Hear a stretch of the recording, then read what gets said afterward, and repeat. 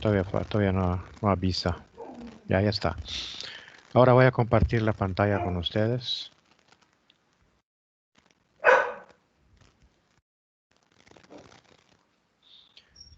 ¿Ya están viendo la pantalla?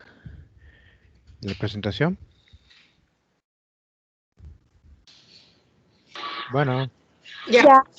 ¿ya? Muy bien, comencemos. Rápidamente recordemos lo que ya hemos visto. Nuestro tema es inflamación.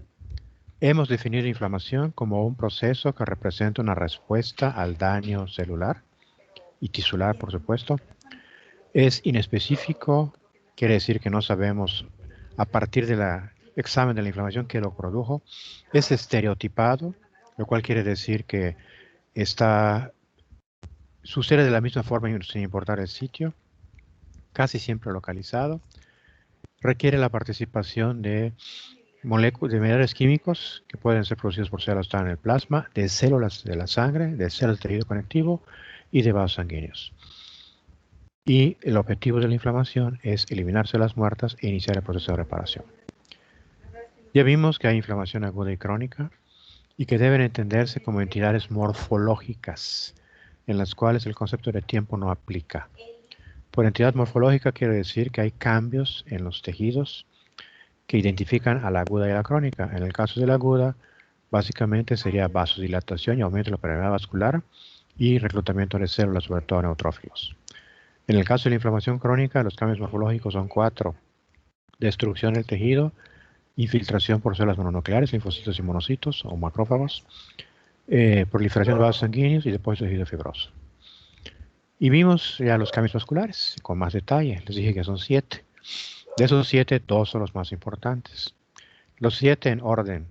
Vasoconstricción fugaz mediada por el sistema nervioso periférico. Muchos no la consideran como parte de, pero ahí está. Realmente ocurre. Cualquier vaso lesionado se contrae. Muy brevemente, pero se contrae. Después va importante la vasodilatación, luego el aumento de la permeabilidad vascular. Y después tenemos 4 cambios más que son una combinación de cambios vasculares y celulares, la marginación, el rodamiento, la adhesión y la transmigración de diapédesis. Y revisamos los mecanismos que producen el aumento de la permeabilidad. Hay que recordar y enfatizar que el aumento de la permeabilidad lleva a que haya un exceso de líquido intersticial, a lo cual llamamos edema. Yo insisto en llamarle hinchazón, porque la palabra edema es confusa, ya que hay 2 tipos de edema y tiene uno que aclarar a cuál. El aumento de la permeabilidad se debe a 2 condiciones, a 2 mecanismos básicos.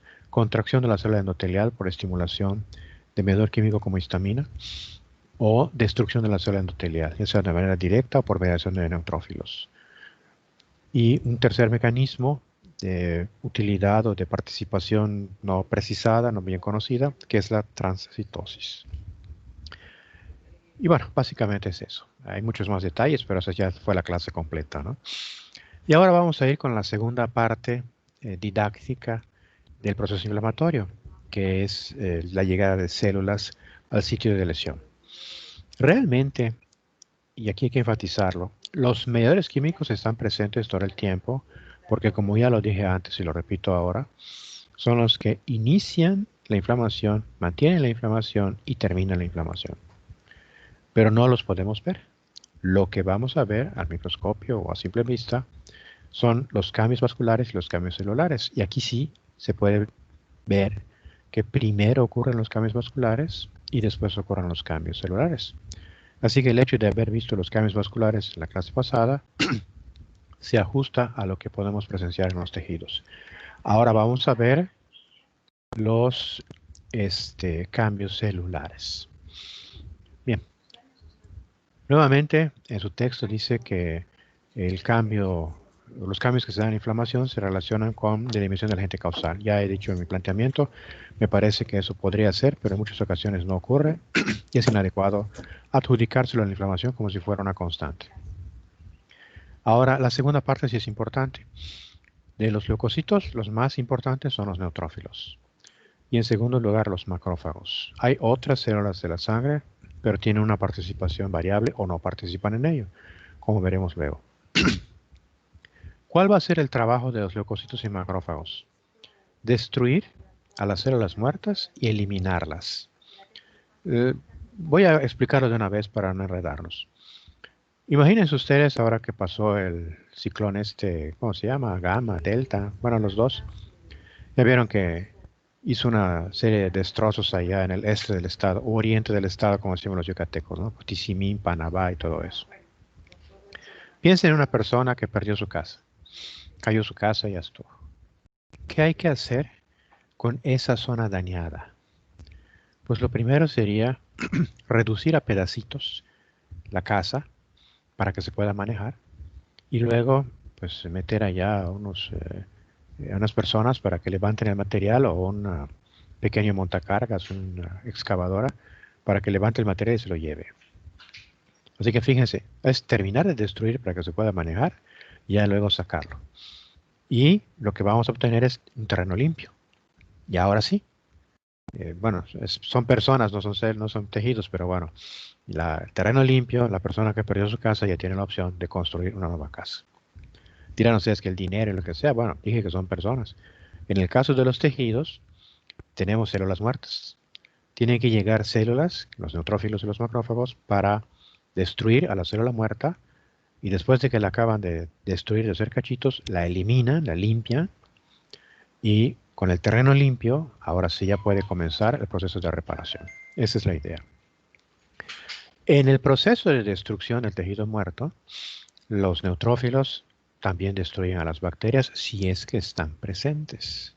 Ahí es donde viene la condicional, porque no se les olvide que puede haber muerte del tejido sin que haya infección bacteriana. El ejemplo clásico, un infarto de miocardio. Obstrucción del vaso sanguíneo por isquemia, muere el tejido, nunca hay infección, pero sí hay inflamación. Y las células inflamatorias van a eliminar a las células musculares del corazón que ya murieron para que pueda darse la reparación con tejido fibroso. Estas células pueden producir factores, mediadores químicos, que van a iniciar el proceso de reparación, sobre todo los macrófagos, o los macrófagos mejor dicho. Así que las células participan en el inicio de la reparación. Pero, como ya les había dicho anteriormente, una inflamación excesiva puede causar más daño que el agente causal. E inclusive, si no se elimina el agente causal o si hay algún factor que lo perpetúe, como una respuesta inmunológica, entonces la inflamación se puede prolongar y esto va a hacer que haya mucho más daño. Esa es la idea básica. Bien, aquí están los pasos, según su texto, de los cambios celulares. En la luz de los vasos sanguíneos hay marginación, rodamiento y adhesión. Lo que habíamos visto anteriormente, les dije que son 4 pasos que se sobreponen. El cuarto paso está aquí como el número 2, porque no ocurre en la luz, sino ocurre en la pared del vaso sanguíneo, que es la transmigración o diapéresis. Y por último va la migración al tejido, la quimiotaxis. Ahí tienen. Entonces, si lo cuentan ustedes, son 5 pasos. Esa es lo que se alcanza a ver aquí. Pero hace falta. Esta es en realidad la secuencia completa, como debe ser. Vean, los 4 primeros son iguales que los 4 últimos de los cambios vasculares, porque se sobreponen, hay que insistirlo. Marginación, rodamiento, adhesión, transmigración o diapéresis. A partir del número 5 ya es estrictamente celular. Aquí sí, ya no participa el vaso sanguíneo. La célula ya salió del vaso sanguíneo y se va al sitio de lesión y es atraída por un diferencial, una gradiente de concentración de factores que facilitan su movilización. Factores quimiotácticos, el proceso es quimiotaxis. La célula inflamatoria, el neutrófilo y el macrófago, al llegar al sitio de lesión, su actividad va a ser fagocitosis. La actividad básica, bueno, habrá otra por allá, pero lo básico es eso, eliminar a las células muertas. Y por favor, hay gente que dice que la fagocitosis es para alimentarse, no es cierto. Cuando menos no en las células humanas. Quizá una amiba que coma un paramecio o algo así, sea para nutrirse. Pero en el caso de las células humanas, los leucocitos no fagocitan para nutrirse, fagocitan para eliminar a los cadáveres de las células. Y el último paso es la terminación de la inflamación. En este caso vamos a eliminar a las células inflamatorias. Eso no lo dice su texto, está en otros libros. pero me parece muy importante enfatizarlo. Su libro sí menciona que hay factores que terminan el proceso inflamatorio, pero no incluye el séptimo paso como tal en la secuencia de eventos. Yo creo que sí es muy importante, porque les dije que es un proceso que termina y que empieza. Y así como hay la inauguración para construir un edificio, o no sé cómo le llamen a eso, cortar el listón de la primera piedra, diría una frase muy larga, también diríamos que está la inauguración del edificio terminado. Ahora sí ya se acabó, cortamos el listón y vamos a empezar a trabajar. Bueno, digamos que en la inflamación se da la misma situación. Empieza y en algún momento, cuando ya se eliminaron las células muertas, la agente causal sí estaba presente, termina. La inflamación, si se mantiene por tiempo indefinido, no es normal. Estamos hablando ya de algo patológico. Y aquí cabe recordar una situación aparentemente contradictoria. Alguien podría preguntarse, bueno, si acaba de decir el maestro que hay inflamación patológica, ¿acaso habrá inflamación no patológica? Ahí se los dejo de tarea. Yo diría que sí, porque como les sugerí en una clase previa, es normal defenderse, es normal reparar. Ahora bien, alguien diría, bueno, y lo normal sería no sufrir daño. En este mundo, hasta donde yo conozco, nadie jamás pasa por él, desde que nace hasta que se muere, sin recibir daño de algún tipo en alguna época de su vida. Todos nosotros, y me atrevo a asegurarlo sin conocerlos a ustedes, todos nosotros hemos tenido al menos un catarro, hemos tenido al menos un granito en la piel, o hemos tenido una diarrea. No tengo la menor duda de que cada uno de nosotros, es más, si alguien dijera que no es cierto, no se lo iba a creer. Pues esas lesiones produjeron inflamación, por muy leve que fuera, y eh, esa inflamación permitió que nos recuperáramos. Así que uno diría que es normal defenderse, que es normal repararse. Lo anormal sería que no hubiera defensa y que no hubiera reparación. O en el caso de la inflamación, que persistiera mucho tiempo. Esto nos lleva, voy a divagar un poco, a una situación también contradictoria. Es normal enfermarse. Ya lo veremos en el futuro en un tema particular, en inmunopatología. Es normal enfermarse. No sé si vieron alguna película de Bruce Willis, no me acuerdo cómo se llama, El Inmortal, una cosa así medio rara, en la cual interpretaba a un sujeto que no le pasaba nada, pues estaba en un avionazo y era el único que salía vivo, ¿no? Un choque de trenes y no le pasaba nada. Una especie de buena suerte, increíble, o como se le quieran llamar a ustedes. Eso no existe en este mundo. Está bien para una fantasía literaria o del cine, pero en la vida real, repito, todas las personas sufrimos daño y todas las personas nos enfermamos.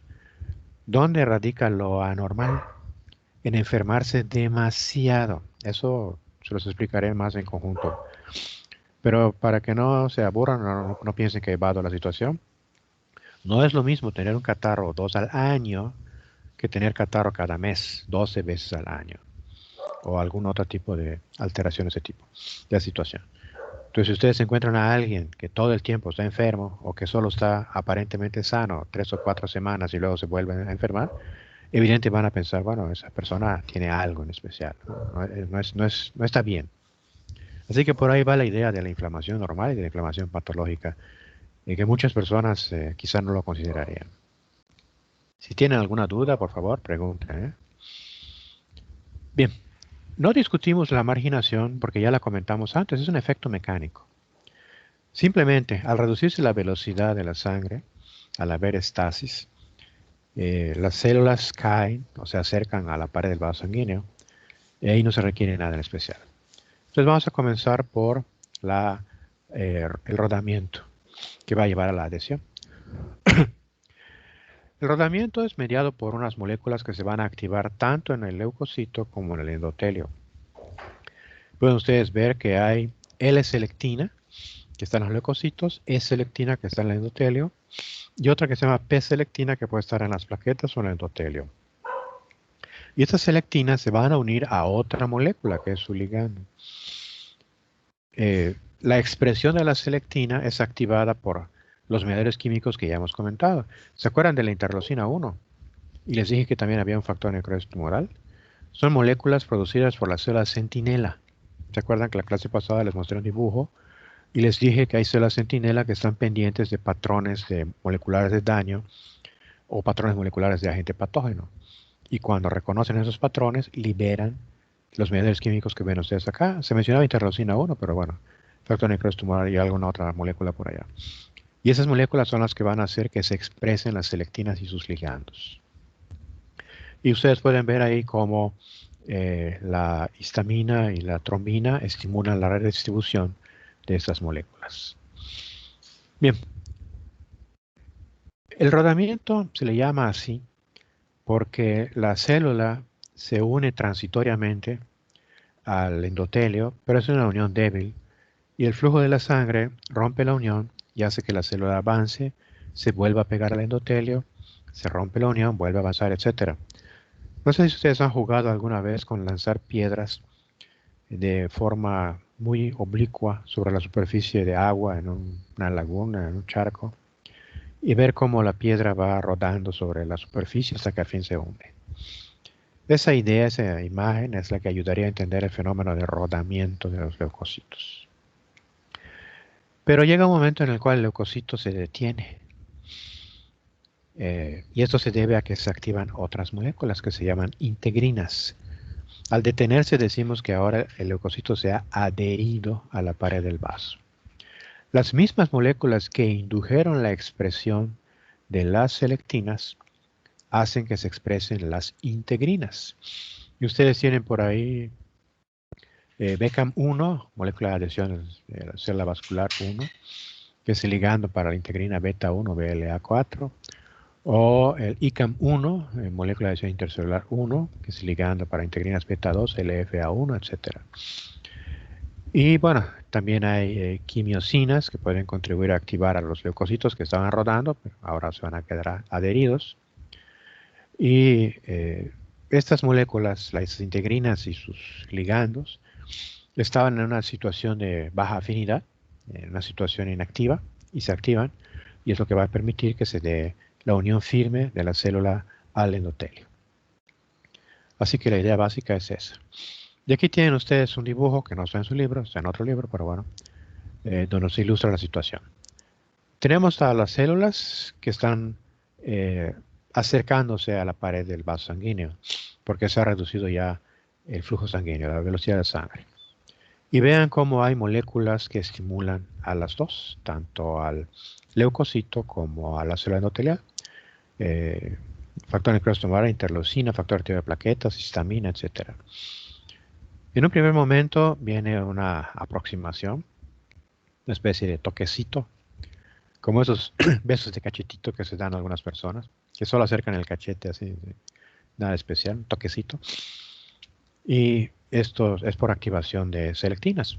Ya cuando la célula de veras se pega un ratito y luego se despega y va brincando, como se sugiere acá, el rodamiento, pues las selectinas ya están actuando bien. Ven ustedes allá, es selectina del endotelio y que se va a unir al Shelley-Lewis X en el lado del polimorfo nuclear. Ya cuando se activan las integrinas, vean que ICAM1 interactúa con las integrinas beta 1 y beta 2, por ejemplo, entonces se pega, ya no se mueve. Y cuando se activa PCAM1, entonces ya va a salir de la célula. Entonces aquí tienen los 4 pasos celulares: marginación, rodamiento, adhesión y transmigración o diapédesis. Aquí está la lista de moléculas y de una vez les digo, no se lo tienen que aprender.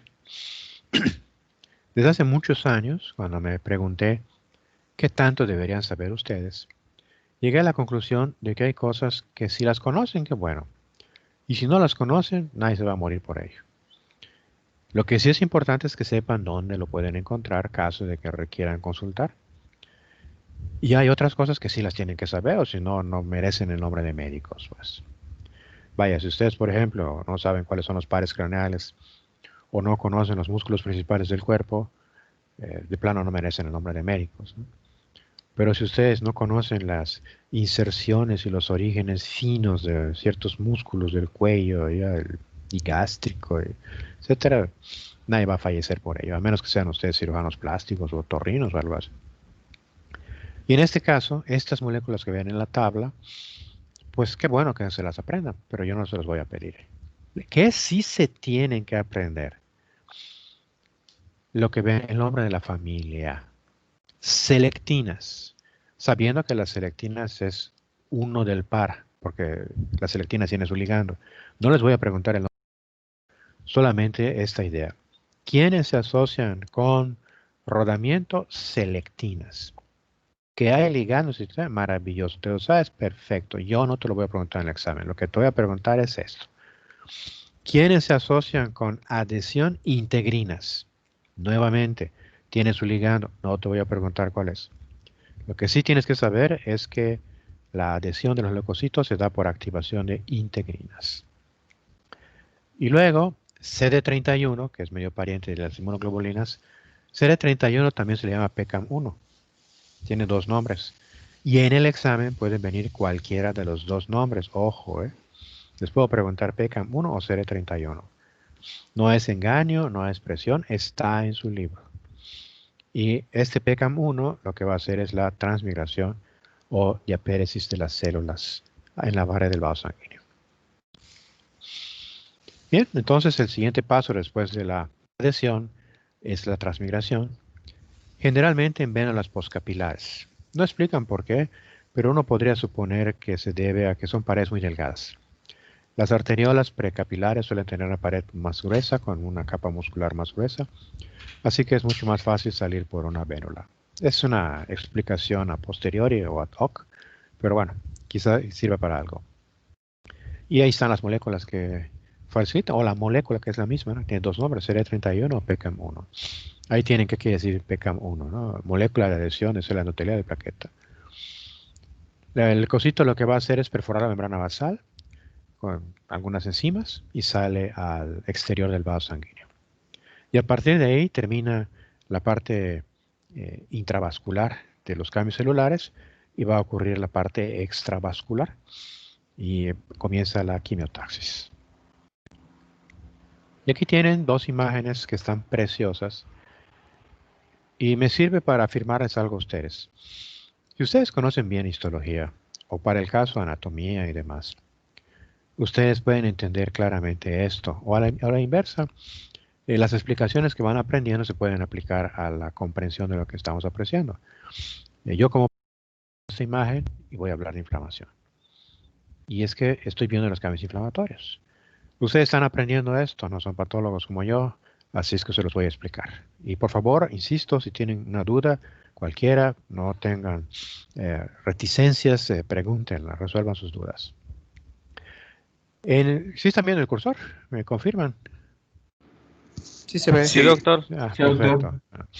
Entonces, en esta imagen que está tomada a un aumento bajo, 40 por, pueden apreciar ustedes que es un tejido de granulación, que es el tejido que se forma cuando hay reparación. Lo veremos luego, no se apuren ustedes. Vamos a decir que es un tipo de tejido conectivo para que no haya problema. Y vemos que hay muchos vasos sanguíneos. Este es un vaso sanguíneo, este es otro vaso sanguíneo, aquí hay otro y aquí hay otro. Y sabemos que son vasos sanguíneos porque tienen eritrocitos en la luz. Los eritrocitos son los puntitos rojos que alcanzan a ver. Hay algunos que no tienen eritrocitos, pero también son vasos sanguíneos. Pero bueno, para que no haya conflicto, aquí lo tienen.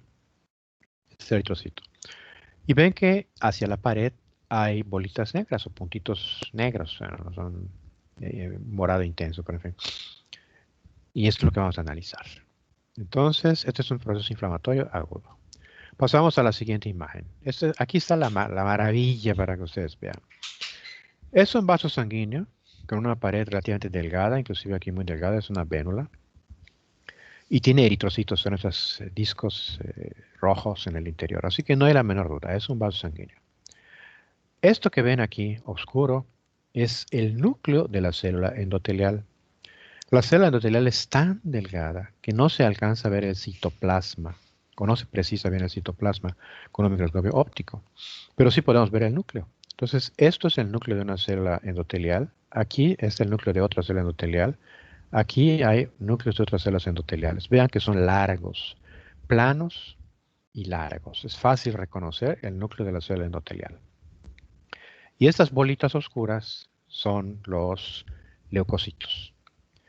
En primer lugar, recuerden, cuando el vaso es normal y tiene flujo normal, los leucocitos están en el centro. Pero aquí no están en el centro, están en la periferia. ¿Qué es lo que tenemos acá? ¿Alguien lo sabe? Un proceso inflamatorio. Marginación. Rodamiento. Marginación. Vamos a aplicar lo que acabamos de ver de cambios celulares a la histología. No es cuento, ahí está. ¿Dónde están los leucocitos? Cercanos a la pared. Cercanos a la pared. Vean el cursor. Marginación. Que si el vaso fuera normal en un tejido normal, ¿dónde veríamos a los leucocitos? En el centro. Eso es claro. Bien. Se acercó y ahora se pegó al vaso. Vean este que está acá. Así hay una como finísima línea rosada. Este está pegado, este se despegó y se volvió a pegar. Prácticamente puedo imaginarse uno que está rodando aquí. Aquí lo pueden ver, está rodando. Rodamiento. Este ya está bien pegado. Adhesión. Y este está saliendo. Transmigración. Ahí lo tiene. Los 4 cambios celulares. No es fantasía, no son imaginación. Ya estudié patología, ya vi qué es lo que ocurre en el laboratorio y ahora que tengo un tejido de un paciente, veo los cambios celulares típicos de la inflamación aguda. Ahí lo tienen ustedes. Marginación, rodamiento, adhesión y transmigración.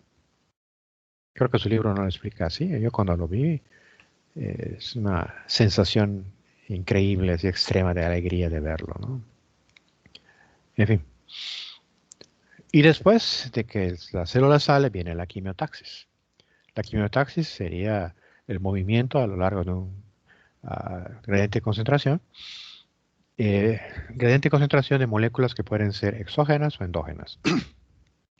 ¿Qué elementos exógenos, o sea que no son propios del cuerpo, favorecen la quimiotaxis?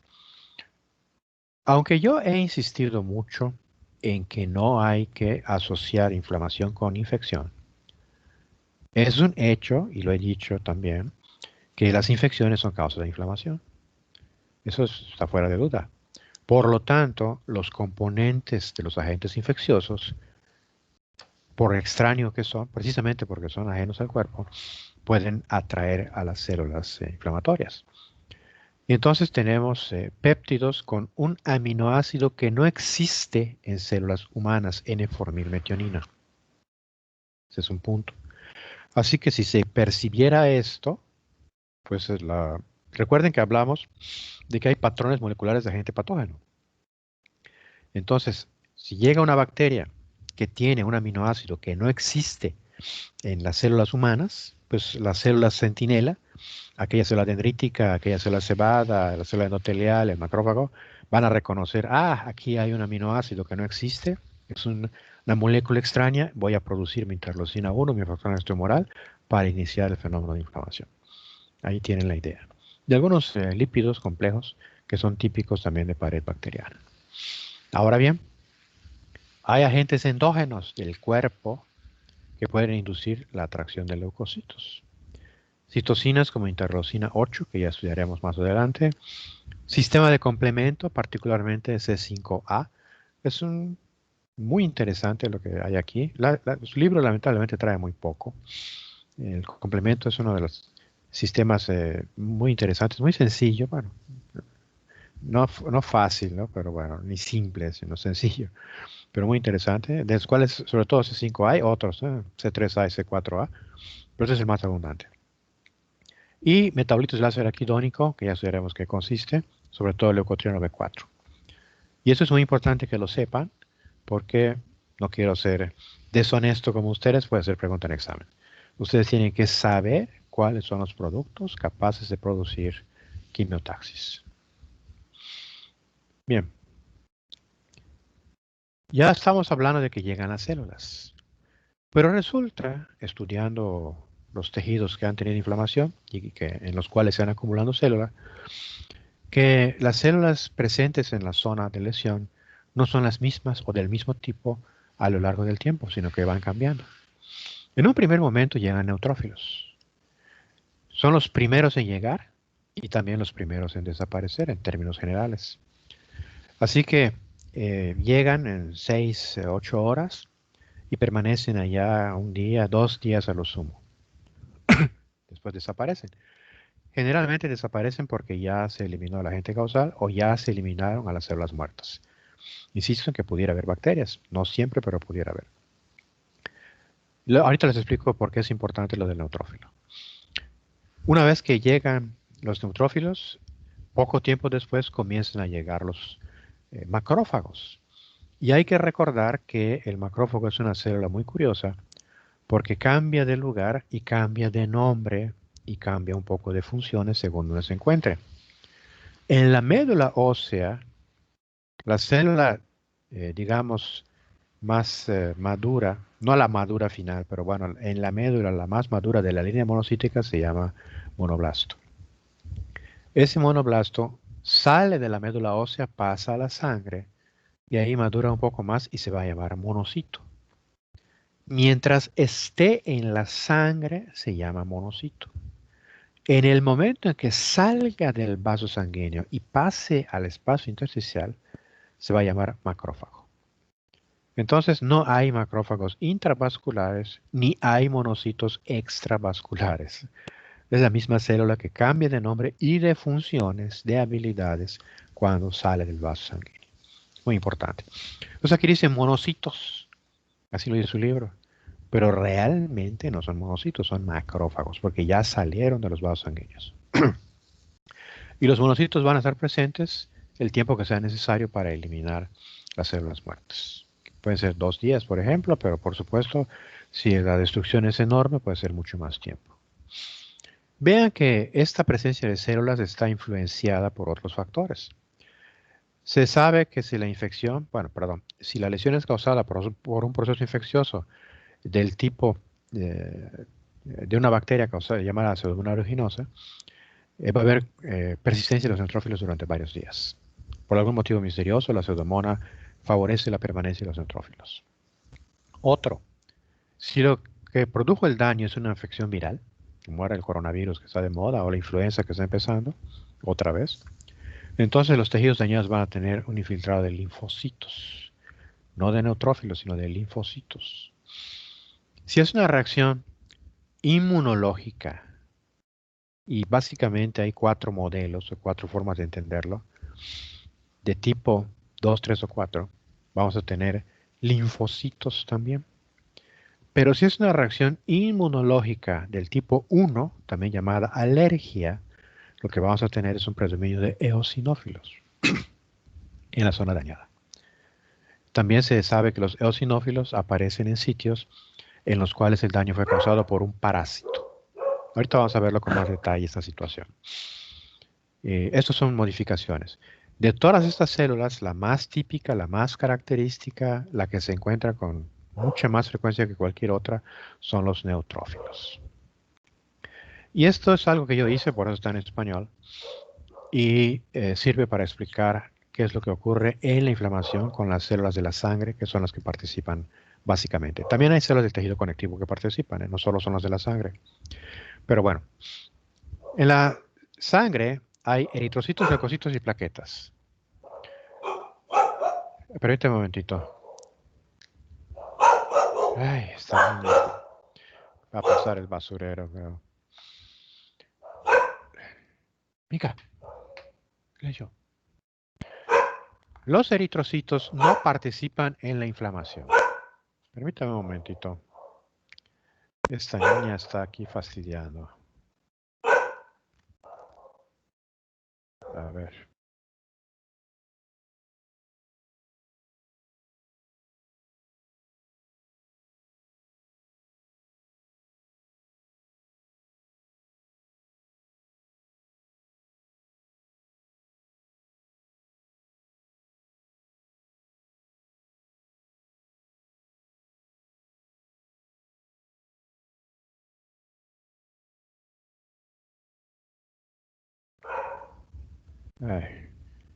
¿Siguen viendo la pantalla de la presentación?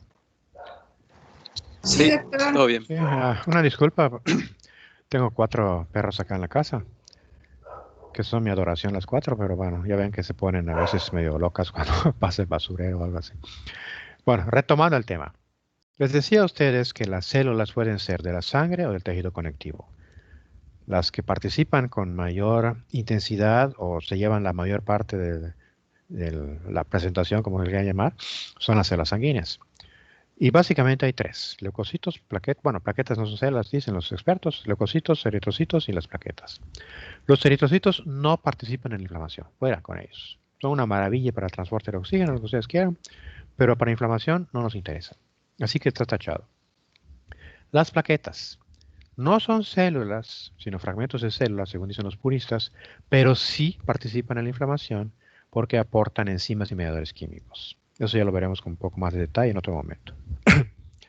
Las más importantes son los leucocitos, que son 5, como ustedes ya aprendieron en histología: neutrófilos, eosinófilos, basófilos, linfocitos y monocitos. Los neutrófilos, ya lo dijimos y lo repetimos, son los primeros que llegan al sitio de lesión. Son los más frecuentes. Generalmente aparecen cuando la inflamación se asocia a la presencia de bacterias, traumatismos o algún agente físico o químico. Traumatismo es un agente físico. Y bueno, son los característicos de la inflamación aguda. Los eosinófilos se presentan en inflamación aguda causada por reacciones alérgicas o de hipersensibilidad tipo 1, es lo mismo exactamente. Alergia o hipersensibilidad tipo 1 es lo mismo. O por la presencia de parásitos, en particular gusanos, ascaris, tricocéfalos, oxyuros, o gusanos que están en los tejidos, ¿no? Como strongyloides, estercolaris y otros más. ¿Cómo se llama este otro? Se me olvida, filarias. Bien, basófilos, no se conocen ejemplos de basófilos que participen en inflamación, quizá porque son muy raros. Pero yo nunca les haría una pregunta tramposa, ¿no? ¿Qué papel juegan los basófilos en la inflamación? Ninguno, ¿no? No me gusta ese tipo de pregunta. Pero ahí lo tienen ustedes. Eh, los basófilos no juegan, no se sabe, ¿no? No conozco ningún ejemplo, nunca he oído ni he leído de basófilos participando en la inflamación. Y si tienen un papel es tan mínimo que pues, se puede dejar de lado, negligible, pues. Y vamos con los linfocitos y monocitos que nos van a causar problemas. ¿Por qué razón? Porque dijimos en la definición de inflamación crónica que se caracteriza porque hay infiltrado de células mononucleares, linfocitos y monocitos. Y ahora estamos afirmando que en la inflamación aguda hay tipos de inflamación aguda en los cuales hay predominio de linfocitos y monocitos. Entonces ustedes con toda razón dirían, bueno, ¿y cómo distingo una inflamación aguda de una crónica en la cual en las dos hay linfocitos y monocitos? Bueno, ¿cómo resolvemos la duda? Nunca olvidemos que en la inflamación aguda hay cambios vasculares, que es cierto, existen en la crónica, pero en mucho menor grado. Esto es, la vasodilatación y el aumento de la permeabilidad son muy notables en cualquier tipo de inflamación aguda. Ahí sí, cualquiera. Son muy notables. En cambio, en la crónica no. Y en la crónica no vamos a ver, por ejemplo, los cambios que vimos celulares de rodamiento, adhesión y demás. Sí existen, pues, pero no se ven como los vimos en la imagen que estamos contemplando. Así que si yo tengo un área de inflamación en la cual hay notable vasodilatación con aumento en la permeabilidad, y el aumento de la permeabilidad no lo voy a ver porque es un fenómeno funcional, pero sí voy a ver la proteína acumulada. Luego les mostraré una imagen allá un poco más adelante sobre esta situación. Les diré que es una inflamación aguda, aunque tenga linfocitos y tenga macrófagos. En cambio, si yo veo una zona en la cual hay destrucción del tejido, proliferación de vasos sanguíneos, depósito de tejido fibroso con linfocitos y monocitos, pues eso es inflamación crónica. Por eso les digo que la definición es morfológica. Y aprovecho la idea para darles un par de ejemplos que olvidé dárselos en una clase pasada. Tenemos a un niño de 4 años que tiene fiebre y vómito. Habitualmente es una presentación de ese tipo. Lo llevan al pediatra. El pediatra lo primero que va a hacer es, obviamente, tomar la temperatura, los signos vitales, y después le examina la faringe. Y típicamente a esa edad, el vómito es causado por irritación faríngea. El paciente tiene una faringoamigdalitis. Y cualquiera, hasta mi abuelita diría que es aguda, ¿no? Acaba de empezar, tiene los cambios típicos clásicos de la inflamación aguda que hemos comentado: enrojecimiento de la faringe, dolor en la faringe, faringodinia, dilatación de los vasos sanguíneos, en fin, y exudado, ¿no? Se ve un poquito de moco allá en la faringe, etcétera. No hay problema por eso. Otro extremo, en la crónica. tenemos un paciente con artritis reumatoide. El paciente ya tiene los dedos destrozados, doblados, desviados, las articulaciones ya no se mueven. Le toman una placa radiográfica y encuentran destrucción de la articulación, ven que hay tejido fibroso, en fin, inflamación crónica, no hay la menor duda. Y ahora les voy a dar un ejemplo para que vean cómo puede haber confusiones. Piensen en una persona, digamos una mujer de 40 años, que durante varios años ha tenido dolor en el hipocondrio derecho. Ya llega un punto en el cual no tolera el dolor, va con el médico y el médico le hace las preguntas adecuadas, cuando lo tiene, generalmente después de comer, ¿qué es lo que come? Pues mucha comida grasosa. Por lo tanto, el dolor se asocia con alimentos grasosos.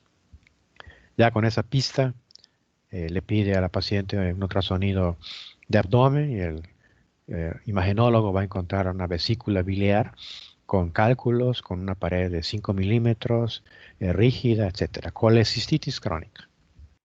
Tiene varios años de evolución, tiene engrosamiento de la pared, etc. Pero resulta que operan a la paciente, mandan la vesícula con los patólogos y el patólogo habla de colecistitis aguda. ¿Y qué fue lo que pasó? Es muy sencillo. Los patólogos vemos la vesícula biliar y si encuentro neutrófilos, es aguda. Y si no encuentro neutrófilos, pero sí encuentro linfocitos, fibrosis, destrucción de la pared, es crónica. Por eso les digo a ustedes que la inflamación no se define clínicamente con el tiempo de evolución o con datos clínicos, se define con la morfología. Es algo importante. Para resolver el conflicto, algunos patólogos se han inventado inflamación subaguda o inflamación crónica agudizada o inflamación aguda sobrepuesta a inflamación crónica. Algunos textos hablan de esto, pero en alguna ocasión leí un libro que me convenció, propone el argumento siguiente. Podemos pretender tomar grupos o formar categorías de las cosas que se nos ofrecen. Por ejemplo, la inflamación aguda, crónica, y si hay una combinación, pues la llamaré subaguda. Pero lo mejor es tener el menor número posible de categorías. Entonces, si yo reconozco que el neutrófilo es típico y característico de la inflamación aguda, lo que voy a hacer entonces es no hacerle caso a otros cambios, cualquiera que sea, y fijarme en la presencia de neutrófilos. Si el neutrófilo está presente, es inflamación aguda, esté como esté lo demás. Ahora, que no hay neutrófilos, lo que hay son linfocitos y monocitos. Entonces aplica lo que ustedes ven en la imagen ante sus ojos. Si la presencia de linfocitos y monocitos se asocia con destrucción del tejido, depósito de tejido fibroso, proliferación de vasos sanguíneos, inflamación crónica. Si la presencia de linfocitos y monocitos se asocia con vasodilatación y aumento de la presión vascular, inflamación aguda. Y ahí tienen ustedes resuelta la situación. Entonces yo solamente hablo de inflamación aguda y crónica. Quizá algún día escuchen otras cosas, pero bueno, esa es la idea. ¿Hasta aquí alguna duda o pregunta? Aclaración, lo que fuera. Nada. Bien. Doctor, Sí, escucho. Si hay alguna duda, escucho. en eso que mencionó de la presencia de neutrófilos, o sea, aunque haya muy pocos, o el predominio sea de linfocitos y de macrófagos. Tienes razón, pueden darse situaciones medio controversiales, pero en esencia, desde que yo vea neutrófilos es aguda, aunque sean pocos. Esa es la idea básica. Gracias. Y bueno. Bueno, si no hay otra cosa. No sé si alguien levantó su manita o mandó un mensaje. Frida levantó su manita. A ver. Entonces, en la inflamación crónica nunca hay hinchazón. Sí, sí puede haber hinchazón. Lo que les comenté a ustedes es que los cambios vasculares en la inflamación crónica son leves, son menos aparentes que en la aguda. Pero sí, claro que puede hincharse. No tanto quizá como en la inflamación aguda, ¿no? Por ejemplo, recuerden ustedes a un paciente reumático y recuerden ustedes a una persona que sufre un traumatismo. La persona que sufre un traumatismo, un golpe por ejemplo, puede que tenga una hinchazón extrema. En cambio, el paciente reumático va a tener hinchazón de las articulaciones, pero no tan extrema como la persona que tuvo una luxación o o una subluxación o algo así por el estilo. Esa es una forma medio clínica de diferenciarlo, pero la definición correcta es morfológica. Esa es la idea básica. No sé si eso resuelve la duda. Sí, doctor, gracias. Muy bien, continuamos entonces. Hay una pregunta que parece obvia y su libro la responde en cierta manera, pero no de la manera correcta. ¿De dónde vienen los leucocitos? La gente sencilla diría, pues de la sangre. Pero la gente sencilla no sabe que los leucocitos circulantes no son tan abundantes. Entonces, vienen de tres lugares. En primer lugar, vienen de la sangre circulante, totalmente cierto. Son los primeros que llegan, pero son poquitos. Entonces, ¿de dónde llega el mayor número de leucocitos? Hay una fuente que poca gente reconoce, que es la poza esplácnica. Y hay que aclararlo. Esplácnico significa relacionado o relativo a las vísceras. Mucha gente se confunde con esplénico. Y esplénico significa relacionado con el bazo, el órgano hematolinfoide que está en el abdomen. Pues no confundan esplácnico con esplénico. Esplácnico es víscera. Y poza se refiere a un acúmulo de algo, un montoncito de algo. Entonces, es el conjunto de leucocitos que están presentes en la circulación, sobre todo en las venas, de las vísceras, hígado, el propio vaso, intestino, delgado, grueso, el mesenterio. Ahí es donde estaría. La poza esplácnica. Pero son leucocitos que están guardados, circulan muy lentamente en esas vénulas. Cuando se activan rápidamente se van al sitio de lesión, pero aún así no son muchos. Entonces hay una tercera fuente. Esta fuente tarda un buen rato. Primero tienen que liberarse factores de proliferación, que tienen que activar a células precursoras, y tiene que haber mitosis y toda una secuencia de maduración. Entonces los leucocitos de la médula ósea no van a estar disponibles inmediatamente. Toma, como dice allá, 1 o 2 días en llegar. Ejemplo para que se entienda mejor lo que estoy diciendo.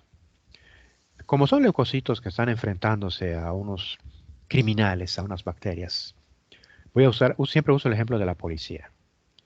Ya saben que hay varios tipos de policías. Conste que yo no soy policía. Si alguno de ustedes conoce de ello, por favor, corríjame. Voy a hablar de los uniformados, de los que andan en su patrulla o en su moto. Entonces, ustedes salen a la calle y de cuando en cuando se cruzan con una pick-up o con una patrulla o un motociclista. Son los leucocitos circulantes, son los policías que están patrullando a ver qué hay. Esa es la idea.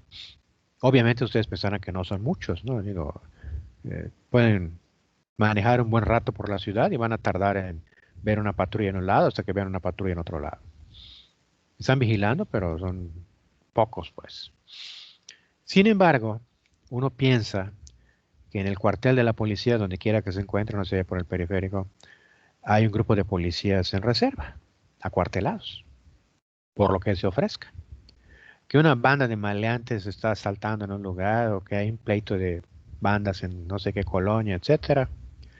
Y llegan los policías que están en las calles y además llegan los policías que están acuartelados. Entonces, los primeros en llegar obviamente son los que ya tienen su vehículo. Los segundos en llegar son aquellos que tienen que recibir el aviso, subirse a su vehículo y llegar al sitio de lesión. Los de la poza esplácnica, digamos, el ejemplo. Pero supongamos que el disturbio es realmente serio, algo grave. Entonces, ¿qué va a hacer la policía? Pues los que hay no son suficientes, entonces echan mano, esta es una exageración de mi parte, pero bueno, es para que se entienda, echan mano de la academia de policía. Avisan a la academia de policía, pues órale, dedícate a educar, a preparar policías, aunque no salgan muy bien, y mándalos rápidamente a que hagan la chamba. Entonces, ese ejemplo malo, espero que ayude a entender la idea de leucocitos de sangre circulante, de poza esplácnica y de médula ósea. Y ahorita les voy a comentar por ahí, creo que hay un dibujo más adelante, donde se ilustra esta situación. Entonces, esas son las tres fuentes. Mucha gente solo piensa en dos, en la sangre circulante y en la médula ósea, y se les olvida la poza esplácnica. Aquí tienen ustedes dos fotos y un gráfico, donde muestra precisamente lo que estamos comentando de la secuencia de cambios. Lo que estamos viendo es un infarto de miocardio. Aquí, en la primera imagen, en la A, donde ven el cursor está sobre las células de miocardio que han muerto. ¿Y cómo sé que están muertas? Facilísimo. Ahí donde está el cursor hay una célula. ¿Qué es lo que no ven? El núcleo. Por lo tanto, esta célula tiene cariólisis. Ya saben que la cariólisis, que es la desaparición del núcleo, es un marcador típico de la necrosis. Y ya sabemos que cuando la necrosis se manifiesta por compactación del citoplasma, eosinofilia del citoplasma, es un tipo de necrosis coagulativa. Y ya sabemos que la necrosis coagulativa generalmente se asocia con isquemia. Y la isquemia generalmente se asocia con obstrucción de la pared vascular. Vean, como sé fisiología y sé patología, yo ya puedo decir a partir de esta foto que este paciente murió por una obstrucción, seguramente por aterosclerosis de una arteria coronaria o una de sus ramas. Y ahí tienen el infarto con la necrosis. Para eso estudia una patología. Supongamos que son cardiólogos. Ustedes ven el paciente con infarto. Y aunque no sepan patología, bueno, no saben histología, pero sí saben patología, ustedes se pueden imaginar esto en el corazón de la persona. La célula está muerta, hay células que se han roto ya, aquí fragmentos de célula, y aquí están los neutrófilos. Neutrófilos. ¿Y cómo sabemos que es un neutrófilo? Fácil. Vean el núcleo, parece una palomita de maíz. Veanlo, palomita de maíz, palomita de maíz, palomita de maíz. Ya está, neutrófilo, porque el núcleo del neutrófilo tiene varios lóbulos.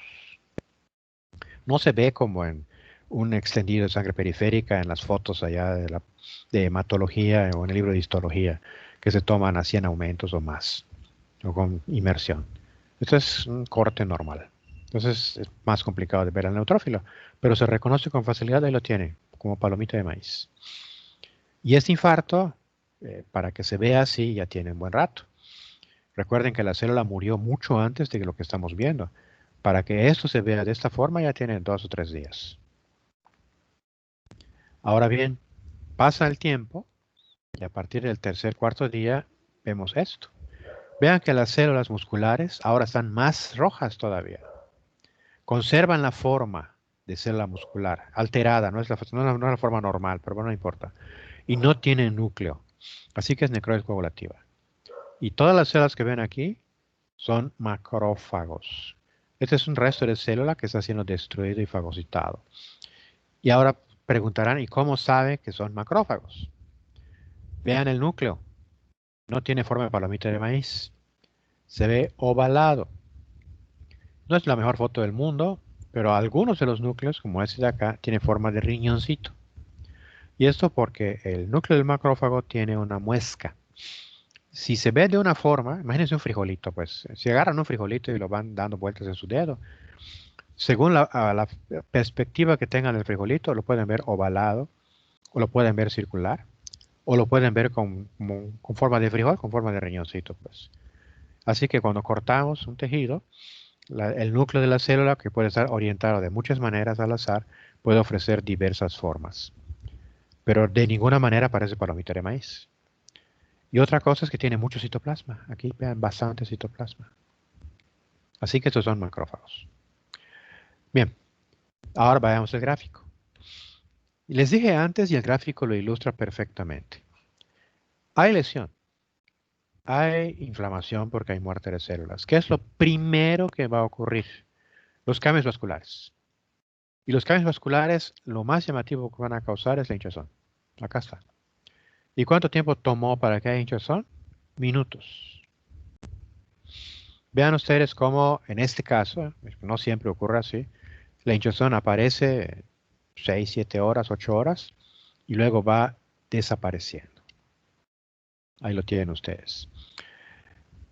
Tiempo después aparecen los neutrófilos. Son los primeros en llegar. Se atraen rápidamente, pues. A partir de las 3 fuentes que les comenté. Los primeritos, estos que están por acá, son los de los circulantes, la sangre periférica. Después vienen los de la fosa esplácnica. Y si tardara mucho tiempo, ya serían los de la médula ósea. Y días después, vean que desde el principio ya hay un poco, ¿eh? El pico, el máximo, se alcanza en el segundo día. Tenemos a los macrófagos. Ese es el punto importante. Y ahí lo tiene. Y aquí, antes que se me olvide, la pregunta. ¿Y por qué los neutrófilos primero y los macrófagos después? Creo que eso el libro no lo plantea. Y aquí es donde yo los invito a ustedes a hacerse preguntas sobre las cosas. Así como los chamacos fastidiosos de 5 años que están fastidiando a su papá o a su mamá, ¿no? ¿Y por qué esto? ¿Y por qué lo otro? ¿No? ¿Y por qué sale la luna? ¿Y por qué el sol está así? ¿Y por qué la nube? Ya dan ganas de estrangularlo, ¿no? Pero bueno, a veces porque hacen preguntas que uno de plano no puede responder y confiesan en su ignorancia. A los maestros nos pasa también, no vayan a creer. Pero prefiero 1000 veces un alumno que esté así, preguntando y preguntando, y no alguien que esté callado. Pero bueno, entonces volvemos a esto, dejemos esa divagación. ¿Y por qué primero los neutrófilos? Pues es muy sencillo, porque son los asesinos. Los invito a ver un anime en Netflix, creo que ya está, sí, está en Netflix, yo lo vi en Crunchyroll, pero ya está en Netflix, que se llama Cells at Work. Es un anime maravilloso, que trata mucho de esto. Y sale un neutrófilo enamorado de un eritrocito allá, de una eritrocita, mejor dicho. Y el neutrófilo se la pasa matando a lo que se le ponga enfrente. No mata a lo propio, ojo, con la aclaración. O sea, a la eritrocito no le hace nada. Sino que cualquier bacteria que se asome, no se mide, se lanza el cuchillo y más y la despedaza. Pues no es una exageración lo que hace el anime. Así son los neutrófilos. Para eso están hechos, para matar, para destruir. En concreto, dejando las divagaciones, su actividad fagocítica es muy potente. Tienen mecanismos fagocíticos más potentes que los de los macrófagos. Así que el neutrófilo, yo me lo imagino, opinión mía, fantasía mía, yo me lo imagino como el asesino que llega al campo de batalla y mata a lo que quede vivo, propio o extraño, célula propia o si hay microbio, al microbio. Destruye, acaba. Es el neutrófilo. Bueno, ¿y el macrófago qué hace? El macrófago es el carroñero, vamos a decirlo así. Llega y lo que va a encontrar son los cadáveres. Y lo que va a hacer es, por fagocitosis, eliminar los cadáveres. Y una vez que elimina los cadáveres, pues ya quedó limpio el campo de batalla y ahora llegarán otros macrófagos, que ya veremos, a iniciar la reparación. Ahí lo tiene. Esa es básicamente la idea de por qué está el cambio vascular, por qué es el cambio celular, etc. El cambio vascular es muy importante porque contribuye a llevar mediadores químicos y facilita el reclutamiento y la salida y permite que vayan hacia la zona de lesión las células que estamos comentando acá. Es el punto importante.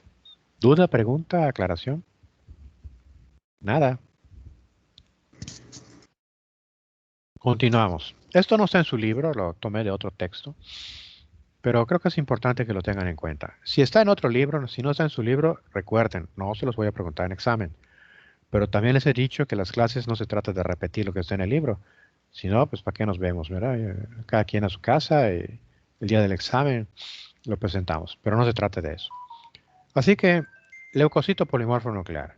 Un dibujo para que lo vean con más claridad y una fotografía con microscopio electrónico de transmisión para que se vea la situación. Los leucocitos polimorfonucleares o neutrófilos son centrales, la célula más importante de la inflamación aguda, ya se los he dicho.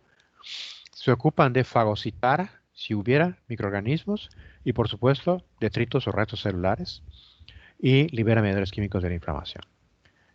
¿Y qué pueden liberar? Especies reactivas de oxígeno, que ya estudiamos, contenido de lisosomas. Y recuerden que tiene varios tipos de gránulos. Gránulos primarios, que contienen mieloperoxidasa, lisosima, defensinas, elastasa, etc. Por el contenido del gránulo primario y reconociendo su función, ustedes pueden ver que tienen actividad bactericida. Los gránulos secundarios tienen lisosima, lactoferrina, colagenasa, fosfolipasa 2, laminina. Actividad de complemento, tienen actividad inflamatoria sobre todo. Y los gránulos terciarios que contienen gelatinasa, catepsinas, glucuronidasa, que tienen actividad de destrucción de la matriz extracelular. Hay cierta superposición de funciones, no vayan a creer, pero cada gránulo tiene sus funciones. Esa sería la idea básica. Vaya, no se repiten. No es tener dos cubetas con agua al mismo tiempo, sino es tener una cubeta con ciertas funciones. En el caso del gránulo primario, repito, funciones bactericidas. Otra cubeta, gránulos secundarios, con otras funciones, en este caso proinflamatorios. Y una tercera cubeta, el gránulo terciario, con otras funciones, en este caso destrucción de la matriz extracelular. Y aquí tienen ustedes un gránulo de azufre de una inflamación por Aspergillus. Creo recordar que es Aspergillus esto. Y una enorme cantidad de neutrófilos. La foto no es la mejor del mundo, está bastante mala, pero con un poco de vista de águila, algunos de estos puntitos tienen aspecto de palomita de maíz. Entonces ustedes pueden reconocer que son neutrófilos. ¿Y qué hacen los neutrófilos? Se tienen que activar. El neutrófilo, cuando se estimula, empieza a hacer más cosas. Aquí tiene una gran cantidad de cosas. O sea, la verdad son muchos. No se las pregunto a ustedes. Degranulación, inhibición, aumento de fagocitosis, acumulación de tejidos, quimiotaxis. Puede haber muchos neutrófilos. En ocasiones puede que no lleguen neutrófilos por diversas circunstancias. Neutropenia. Facilita la hinchazón celular, activación ATPasas, etc. La célula endotelial. Otra célula. Les dije a ustedes que hay células de la sangre y células del tejido conectivo. La célula endotelial entra como una célula de un componente del tejido conectivo, que son los vasos sanguíneos, aunque es una célula epitelial, pero bueno. Hay dos células que merecerían tener un capítulo aparte en los libros de patología, fisiología, histología, no sé si en bioquímica, pero en esos tres, fisiología, histología y patología, yo insisto, deben tener su propio capítulo, porque son células críticas y fundamentales para muchas cosas. La célula endotelial es una de ellas. Ustedes vieron la célula endotelial en la foto que les mostré del microscopio óptico, y aquí tienen con microscopio electrónico. Esta banda que ven acá es la membrana basal de un capilar.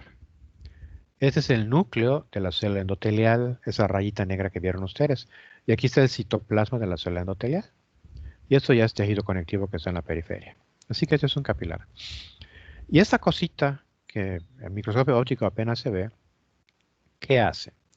Mantiene la integridad vascular, regula la agregación plaquetaria, regula la contracción vascular y participa en el reclutamiento de los leucocitos. Y libera mediadores químicos como el factor de von Willebrand, el óxido nítrico, endotelinas y prostanoides. Así que, y eso es parte de lo que hace, ¿no? Hay más cosas todavía que aquí no están dichas.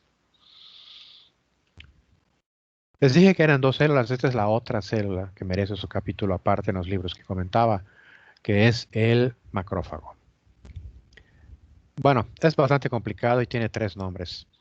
Sistema retículo endotelial, sistema fagocítico mononuclear o sistema monocito macrófago. A mí me gusta más el de sistema monocito macrófago, pero mi ídolo de la patología, el Dr. Guido Maino, en su libro de Cell Tissue Disease, dice que el mejor nombre es el sistema retículo endotelial. Acá su libro, bueno, este libro, porque no está en el suyo, le puso monocito macrófago. Así que es la misma cosa con tres nombres diferentes, pero no importa. Vean ustedes. Regula la respuesta inflamatoria. Regula la actividad de la hemostasia, ya lo comentaremos. En el caso del el sistema de coagulación. Y regula la respuesta inmune. Tres actividades en las cuales el vínculo es el macrófago. Inflamación, hemostasia y respuesta inmune.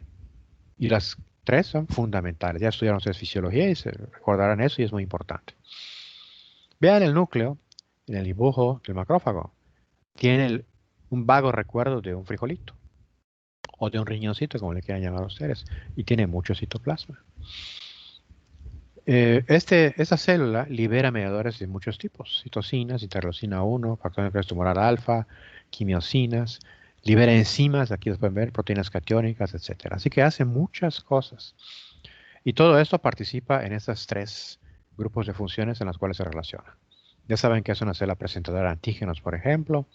Ya estamos diciendo que participa en la fagocitosis de células muertas. En fin, tiene muchas cosas. Y aquí tenemos a un infiltrado crónico, inflamatorio crónico. Estas células, las que tienen el núcleo más ovaladito, estas células por acá, y el núcleo está más o menos en el centro del citoplasma. Este está muy grandote, está bonito, en el centro. ¿Cuál otro hay por acá? No que ande por aquí. Este, por ejemplo, son macrófagos. Y estas células, vean, tiene el núcleo hacia un lado y tiene un halo claro perinuclear. Y se describe la cromatina como de rueda de carreta o carátula de reloj. Esta son células plasmáticas. Y las células plasmáticas son linfocitos B ultradiferenciados que están produciendo ya, de hecho cambian de nombre y todo, inmunoglobulinas. Y la presencia de la célula plasmática es un indicador de inflamación crónica. Así que aquí no hay duda, no hay neutrófilos tampoco. Esta es una inflamación crónica, primero porque no hay neutrófilos, segundo porque hay células plasmáticas, y bueno, acompañado de los macrófagos que estamos viendo. Célula cebada. Entre paréntesis ven que dice basófilo. Bueno, primera observación. Hubo un tiempo en el cual se creyó que la célula cebada era el basófilo que se salía. No es cierto. La célula cebada y el basófilo son de líneas celulares diferentes completamente. No son iguales. Pero tienen funciones parecidas. Las dos tipos celulares se unen a inmunoglobulina E, que es un tipo de molécula que participa en la respuesta inmunológica, y contienen granitos y se degranulan. Y sus granitos lo que contienen son histamina como mediador preformado y más adelante pueden contribuir a formar leucotrienos, factor activo de plaquetas, etcétera, citocinas y demás. Eso ya lo estudiaremos cuando veamos mediadores químicos. Así que la célula cebada participa sobre todo en la inflamación. Aunque no se les olvide que la célula cebada tiene receptores de patrones de daño celular y receptores de patrones de agente patógeno y que liberan factor necrosis tumoral. Por lo tanto, son capaces de iniciar la respuesta inflamatoria, además de producir los cambios vasculares. Recuerden que la histamina es el principal productor del cambio de permeabilidad vascular que llamamos inmediato transitorio. Ese fugaz que produce contracción de la célula endotelial. Ya lo habíamos estudiado. Así que tienen la función, en este caso, inflamatoria. Luego tenemos al eosinófilo. El eosinófilo se asocia clásicamente, así se dice, con reacciones alérgicas y con parásitos. Y clásicamente, en ambos casos, en reacciones alérgicas y parásitos, la presencia del eosinófilo sugiere que es una inflamación crónica. O sea, una reacción alérgica reciente no tiene eosinófilos. O si acaba de llegar el parásito, no hay eosinófilos. El eosinófilo nos está hablando de que ya tiene un tiempo la lesión. Pero no solo eso. Algo que no suelen decir muchos libros es que el eosinófilo es mala noticia porque es una célula tremendamente tóxica. Ahí abajo pueden ver que produce metabolitos reactivos de oxígeno que ya estudiamos. Tiene enzimas lisosomales. Tiene proteína básica principal, proteína catiónica de eosinófilo, peroxidasa de eosinófilo, en fin, fosfolipasa D, prostaglandina E. Es puro veneno, es una bolsa de veneno. Es terrible. Y esto se los digo de esta manera, aunque no es muy correcta, para enfatizar que la presencia de los eosinófilos desde el punto de vista clínico señala dos cosas. La primera ya la dije, que es una lesión crónica. Y la segunda es que esa lesión va a estar difícil que se controle, que el paciente salga de ella. Un paciente asmático que ya tenga infiltración por eosinófilos va a costar mucho trabajo poder controlarlo. En concreto es un ejemplo, el ejemplo clásico de lo que estoy diciendo. Tengo un ejemplo de personas para que ilustren la idea del eosinófilo como mala noticia. Quizá ustedes conozcan gente tóxica. Yo en lo personal le llamo gente tóxica a aquella persona que es muy desagradable. Imagínense que están ustedes con sus cuates, gente que aprecian, están ustedes platicando, no sé, su chela, su refresco, como sea, sus botanitas, un buen momento. Y de pronto llega fulanito y en ese momento se acaba la conversación y se enfría porque ya saben que es el típico sarcástico, el típico sujeto narcisista, que él es el único y el más importante, y se acabó el asunto. El tóxico. No sé si les ha tocado eso. En el trabajo teníamos a uno, dos, uno se murió, otro se jubiló. Así que estamos libres del mal, pero hay gente que es así terrible. Pues hagan de cuenta que el eosinófilo es la célula tóxica. No es una persona, no tiene sentimientos. A lo que me refiero es que, como decía antes, su presencia es mala señal por las dos cosas que ya mencioné, porque la condición es crónica y porque va a ser difícil de controlar clínicamente. Y por último tenemos a la que no es célula, a la plaqueta. Y para la plaqueta, pues ustedes ya lo aprendieron, participa en la hemostasia, favoreciendo la formación del tapón hemostático o la trombosis. Hay que aclarar que trombosis es un fenómeno patológico y la hemostasia es un fenómeno fisiológico, son dos cosas diferentes. La plaqueta participa en ambas. Pero como libera mediadores químicos, también puede participar regulando la permeabilidad, facilitando la adhesión de las células de otros leucocitos al endotelio, etc. Vean ustedes que tiene gránulos densos, gránulos alfa, lisosomas, y cada uno contiene diversos tipos de moléculas con diversas funciones. ¿Hasta acá alguna duda o pregunta, comentario? Nada.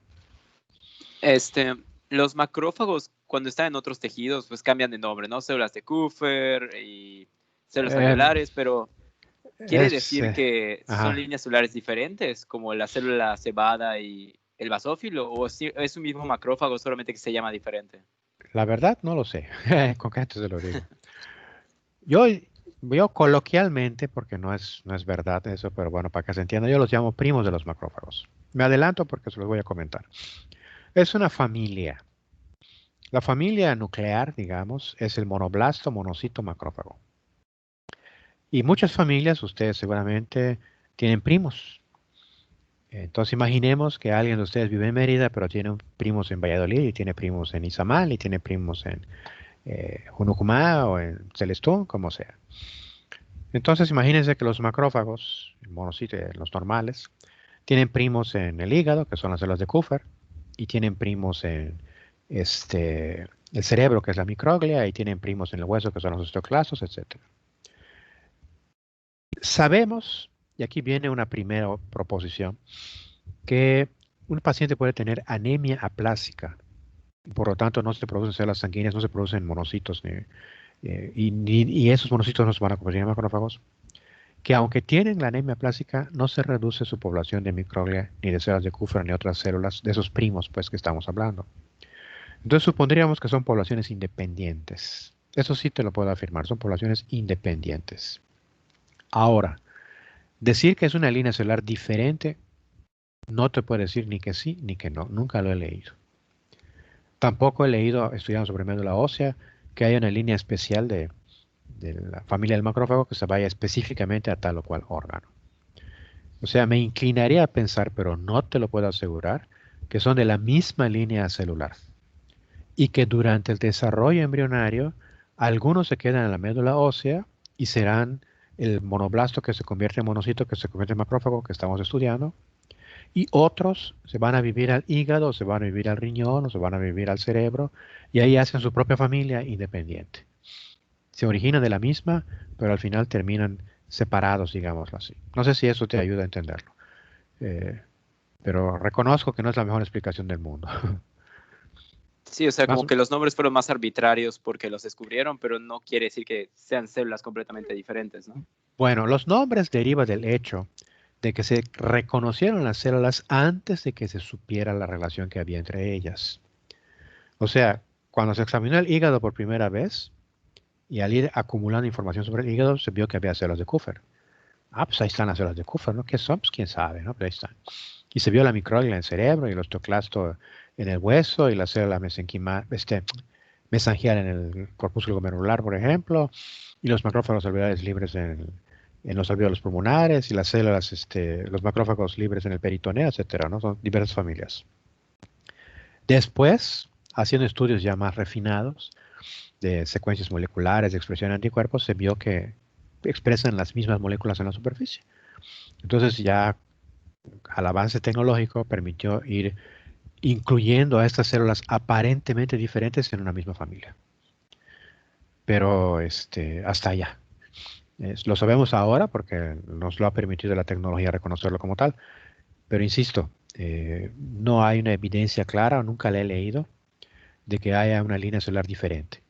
Pero sí es cierto que en condiciones que afectan a la médula ósea, las otras poblaciones no se afectan. Así es que son independientes en ese sentido. No sé si más o menos queda clara la situación. Sí, maestro, gracias. Muy bien. Entonces, estos son los conceptos clave que están en su libro y ya está. Bueno, entonces déjenme cambiar de presentación.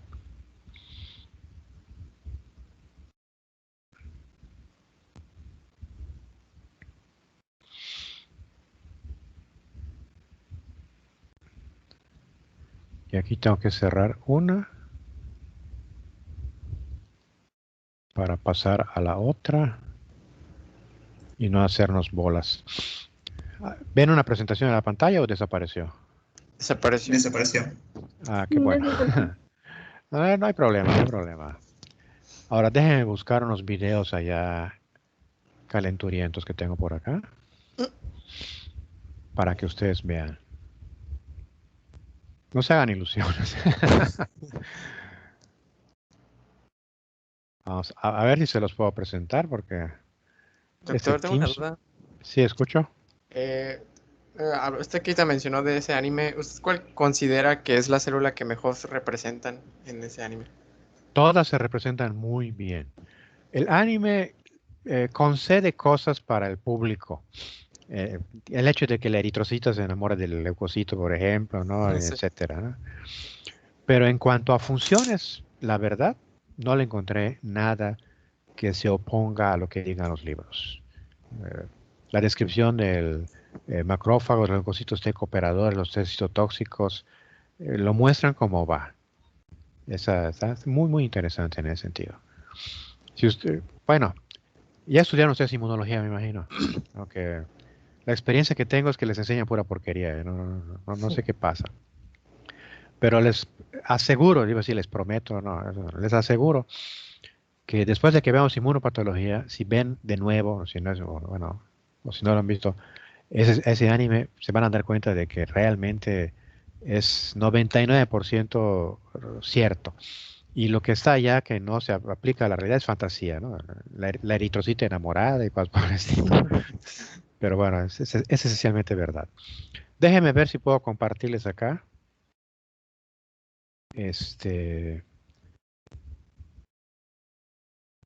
Un video que puse.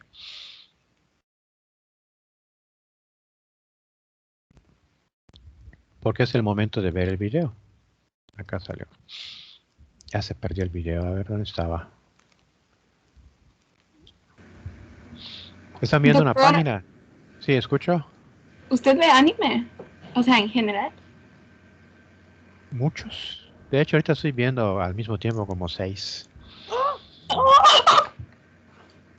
De la lista, porque empecé a mi lista, llevo ya como 300 o 350 vistos. Otros que no he terminado de ver porque no me gustaron para nada.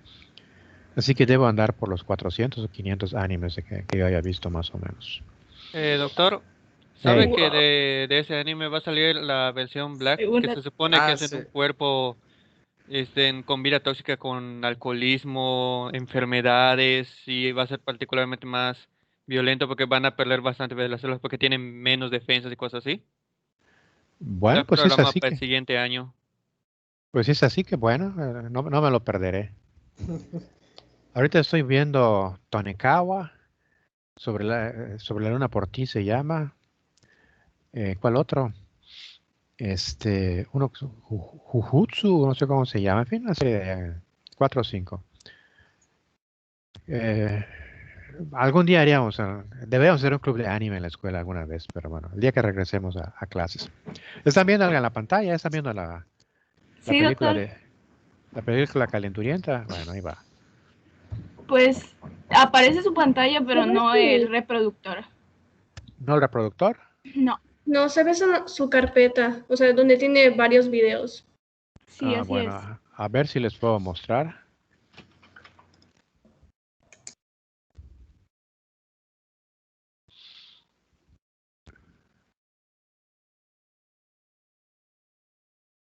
Acá está. ¿Ahora sí lo están viendo? Sí. ¿Qué apareció? Ya. Sí, doctor. Sí, doctor, ahí se ve. A riesgo de decir cosas que no debo, en Twitter sigo algunos médicos más o menos conocidos que hablan de diversas cosas entre ellas de medicina. Y a veces dicen, ¿no? Porno para endocrinólogos o porno para cirujanos o algo así, ¿no? Haciendo referencia a que lo que se va a mostrar es algo excitante. Ahí me entenderán ustedes a qué me refiero. Entonces, para mí como patólogo, ver esto es realmente excitante, así en el sentido pornocho de la palabra. Vean ustedes, ahí tienen. Esta célula fagocítica, vean su núcleo, tiene varios núcleos, tiene granitos. Y vean cómo se está acercando aquí a otra célula. A ver, ¿dónde está? No lo estoy viendo muy completo, que digamos. Aquí hay una bacteria, aquí hay otra, vamos a verlo. Y empieza a moverse. Hay una ventanita aquí que me está fastidiando. Aquí está la bacteria, ¿ya la vieron? Y la está incluyendo en su interior. Es una fase de la fagocitosis. Y vean qué va a pasar. Ahí está la bacteria, ya está dentro de la célula fagocítica.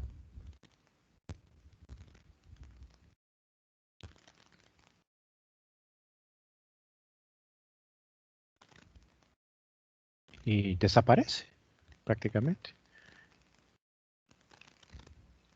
Vean ustedes cómo hay una concentración de granos intensa en la zona. Y aquí hay muchas cosas que deben llamar la atención. Vean cómo la célula cambia de forma, cambia de localización, modifica su membrana porque tiene que incluir en el interior a la célula.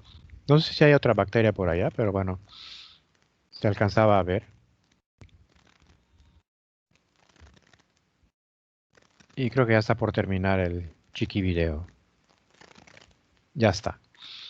Ese es uno. Ahorita les voy a mostrar otro. Déjenme ver. Lo cierro. Espero no abandonarlos a ustedes. Y les voy a mostrar otro. ¿Dónde estaba? Creo que es este.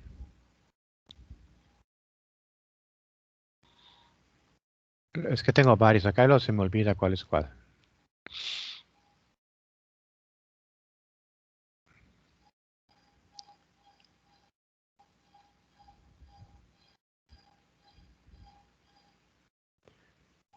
Tarda en abrirlo.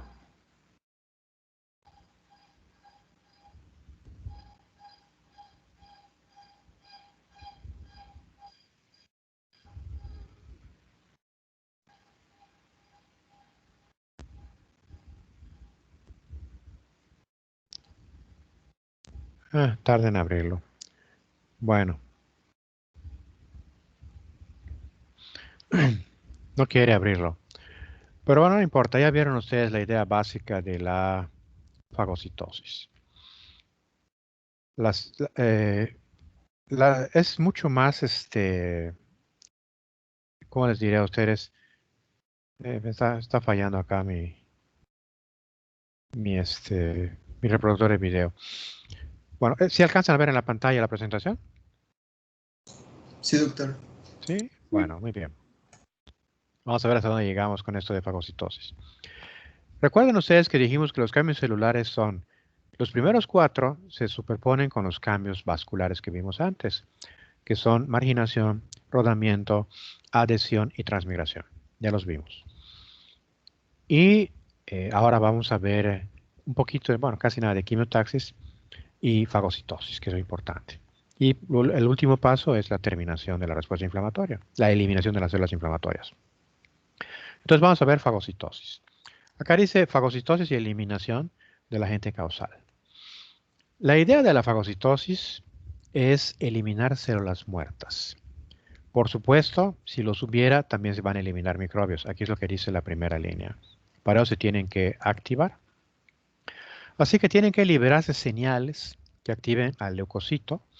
Y el leucocito tiene que liberar calcio. Y este calcio activará enzimas que van a facilitar muchas actividades de la célula. Por ejemplo, transporte, movilización, modificación del citoesqueleto, etc. Y es una respuesta importantísima para eliminar microbios o cualquier agente causal. De hecho, cuando la fagocitosis falla y hay enfermedades asociadas con este problema, una fagocitosis defectuosa, el paciente suele tener muchas más enfermedades infecciosas que aquellos en quienes la fagocitosis sí es funcional. Así que es muy importante. La fagocitosis no es lo único, hay otros factores que contribuyen. Una persona que tenga defectos de fagocitosis va a sufrir, pero no necesariamente se va a morir por ello, porque hay otros diversos elementos que contribuyen a esto. En primer lugar, recordemos que hay receptores que reconocen patrones de agente infeccioso y patrones de daño celular. Y aquí tienen ustedes a receptores situados fuera de la célula, bueno, en la superficie de la célula, mejor dicho, que reconocen elementos extracelulares. Hay receptores situados en superficies dentro de la célula. ¿Superficies de qué tipo? De vesículas. Aquí tiene un endosoma. Y hay receptores situados en el citosol, en el citoplasma, pues. Los receptores que están en una superficie, ya sea hacia el exterior de la célula o en el interior de una vesícula, pueden ser de tipo TOL o de tipo lectina. Y algo muy importante es que reconocen diversas cosas. O sea, un receptor es para ciertas cosas, pero no es para todas. Vean, por ejemplo, que los receptores TOL que miran hacia el exterior reconocen componentes de pared bacteriana, mientras que los de lectina reconocen componentes de hongos. Los receptores tipo TOL en endosomas reconocen componentes de virus. Y los receptores de citosol pueden reconocer componentes de bacterias intracelulares o de componentes virales. Y aquí tienen algo que ilustra lo que les estoy diciendo. Esas son moléculas que reconocen patrones de agente infeccioso, por ejemplo. Tienen a los receptores tipo TOL, que pueden estar, como vemos en el dibujo anterior, en la membrana celular o en la membrana de vesículas. Hay varios tipos de receptores TOL, del 1 al 9, y pueden reconocer lipopolisacáridos de pared bacteriana, ácidos nucleicos de virus o algún otro componente de bacteria. Luego tenemos a receptores tipo NOT o NLR, que pueden reconocer peptodicanos de pared bacteriana, flagelina, dipéptidos de muramil, cristales de urato, etc. Tenemos receptores tipo RIC o RLR, esos tres están en su libro, que reconocen componentes en el citoplasma de ARN viral. Tenemos a receptores de lectina tipo C, que están en la membrana, está en la figura anterior, que reconocen manosa. Manosa es un azúcar típico de bacteria, aunque puede estar presente en algunas moléculas en las células humanas, pero son moléculas especiales que están en los lisosomas. Así que si vemos fuera del lisosoma manosa, es que hay bicho. Y bueno, básicamente lo que va a reconocer son carbohidratos de superficie microbiana. La manosa es un tipo de azúcar. Y algunos glucanos. Receptores carroñeros tienen su importancia en enfermedades, ya lo veremos. Está en la membrana. Su nombre técnico es CD36. Reconocen diacilglicéridos de microbiano. Receptores que reconocen N-formilmetionina. ¿Se acuerdan de la N-formilmetionina? Aminoácido de bicho. Así que eso es muy característico. Pero hay más. Tenemos moléculas solubles que están presentes en el plasma, no en la célula, en los líquidos, en este caso en la sangre. Pentraxinas, que reconocen fosforilcolina de microbio, fosfatina y tarolamina. Colectinas, en alguna parte de su libro lo menciona, que reconocen carbohidratos con manosa y fructosa también. Ficolinas, que pueden reconocer N-acetilglucosamina, ácido lipoteicoico, que también son típicos de bacteria. Complemento, este sí está en su libro. Los otros tres no están en su libro. El complemento sí está en su libro, que reconocen superficie de microbio. y anticuerpos naturales, como IgM, que pueden reconocer pues, antígenos específicos en la pared.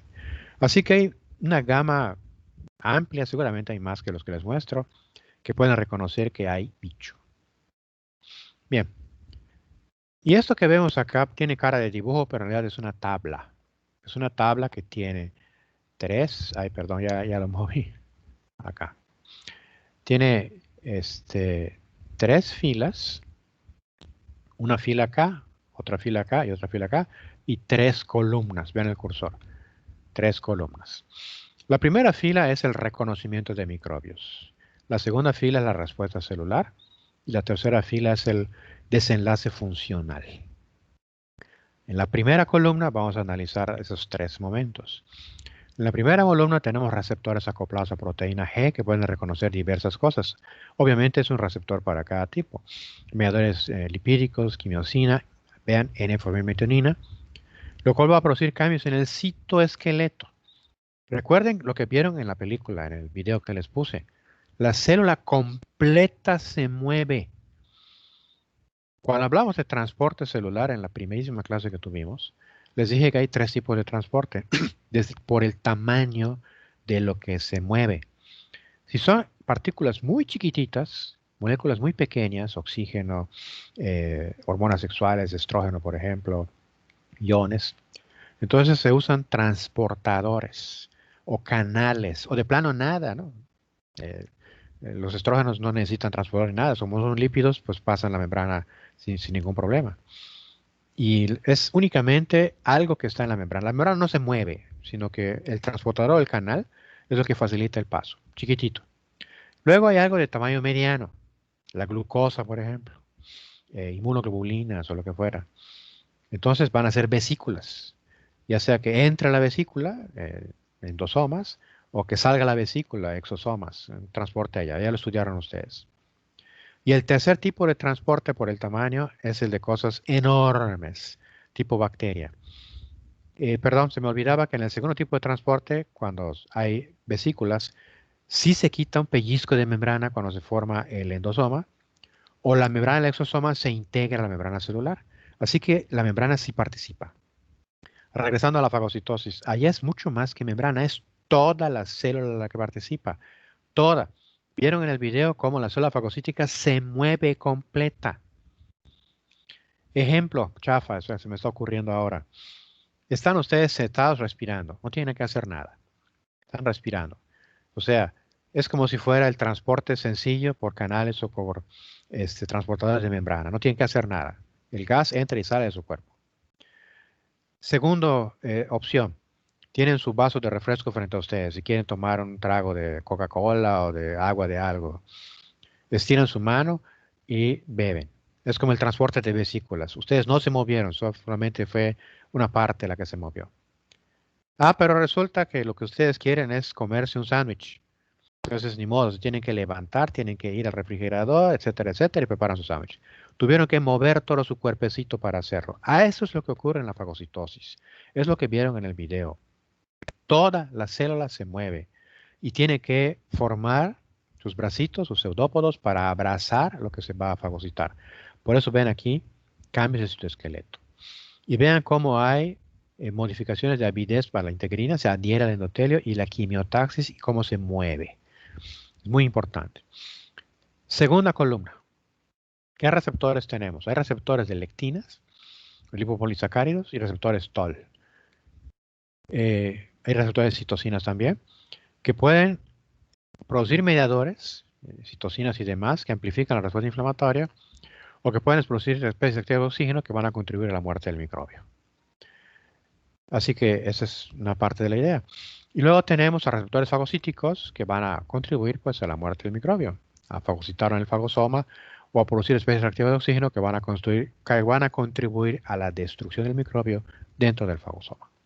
Entonces tienen la explicación de esa situación. Bien, entonces les decía, hay receptores que reconocen patrones. ¿Qué patrones? Patrón de daño celular y patrón de agente patógeno. Les decíamos que hay receptores de lectina. Vean ustedes cómo estos receptores se tienen que acumular en cierta parte de la célula. Acuérdense que la membrana celular el modelo que existe es el del mosaico fluido. Es una bicapa de lípidos con unas, ¿cómo le llaman? Se me olvida el nombre. Una especie de balsas, tiene otro nombre que usan en sus libros, donde van las proteínas desplazándose de un lado a otro. Entonces, los receptores, en este caso carroñeros, van a reconocer las componentes de la bacteria, siempre y cuando haya suficientes. Si no son suficientes, pues no los van a reconocer, esa es parte de la idea. Pero bueno, y tenemos a los tipo TOL. Este cuadro lo puse para que vean cuántos TOL hay y qué funciones tienen. No se lo tienen que aprender, nada más es para que vean que hay varios. Por ejemplo, van en pareja, por cierto, se me olvidaba. Entonces hay parejas que son diferentes, heterodímeros, y hay parejas que son iguales, o sea, el mismo tipo de TOL, homodímeros. Entonces, por ejemplo, una pareja TLR1, TLR2, reconoce peptidoglicanos, lipoproteínas, etc.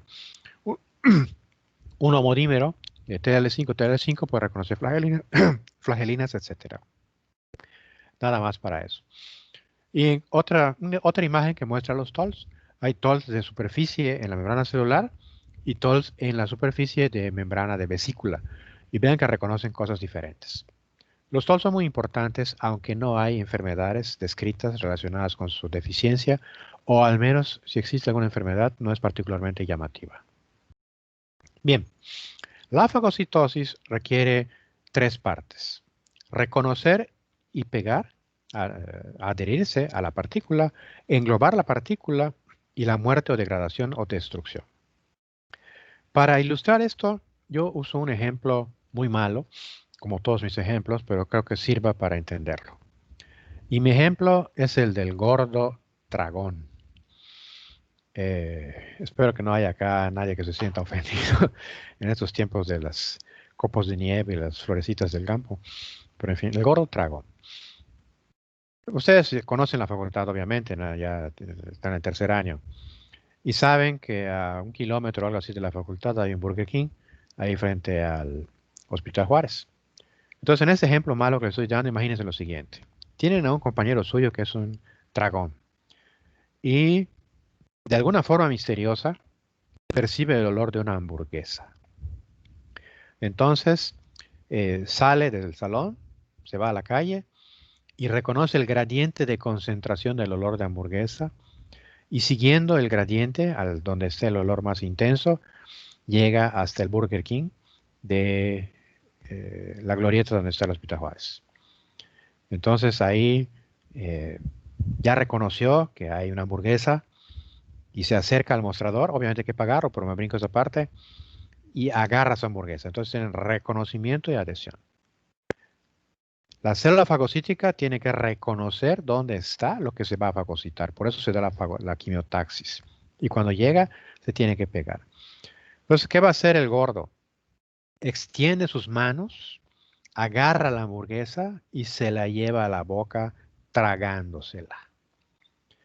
¿Por qué lo ilustro de esta manera? Porque la célula fagocítica extiende sus pseudópodos, envuelve a lo que se va a fagocitar y lo introduce al interior de la propia célula. Así que es el ejemplo. Y por último, regresando al gordo dragón, una vez que la hamburguesa llega a su estómago, ya masticada inclusive, ahí sus jugos gástricos destruyen a la hamburguesa, ya, el dragón se nutre. Y aquí sí es la diferencia con la célula. La célula no se nutre, la célula mata.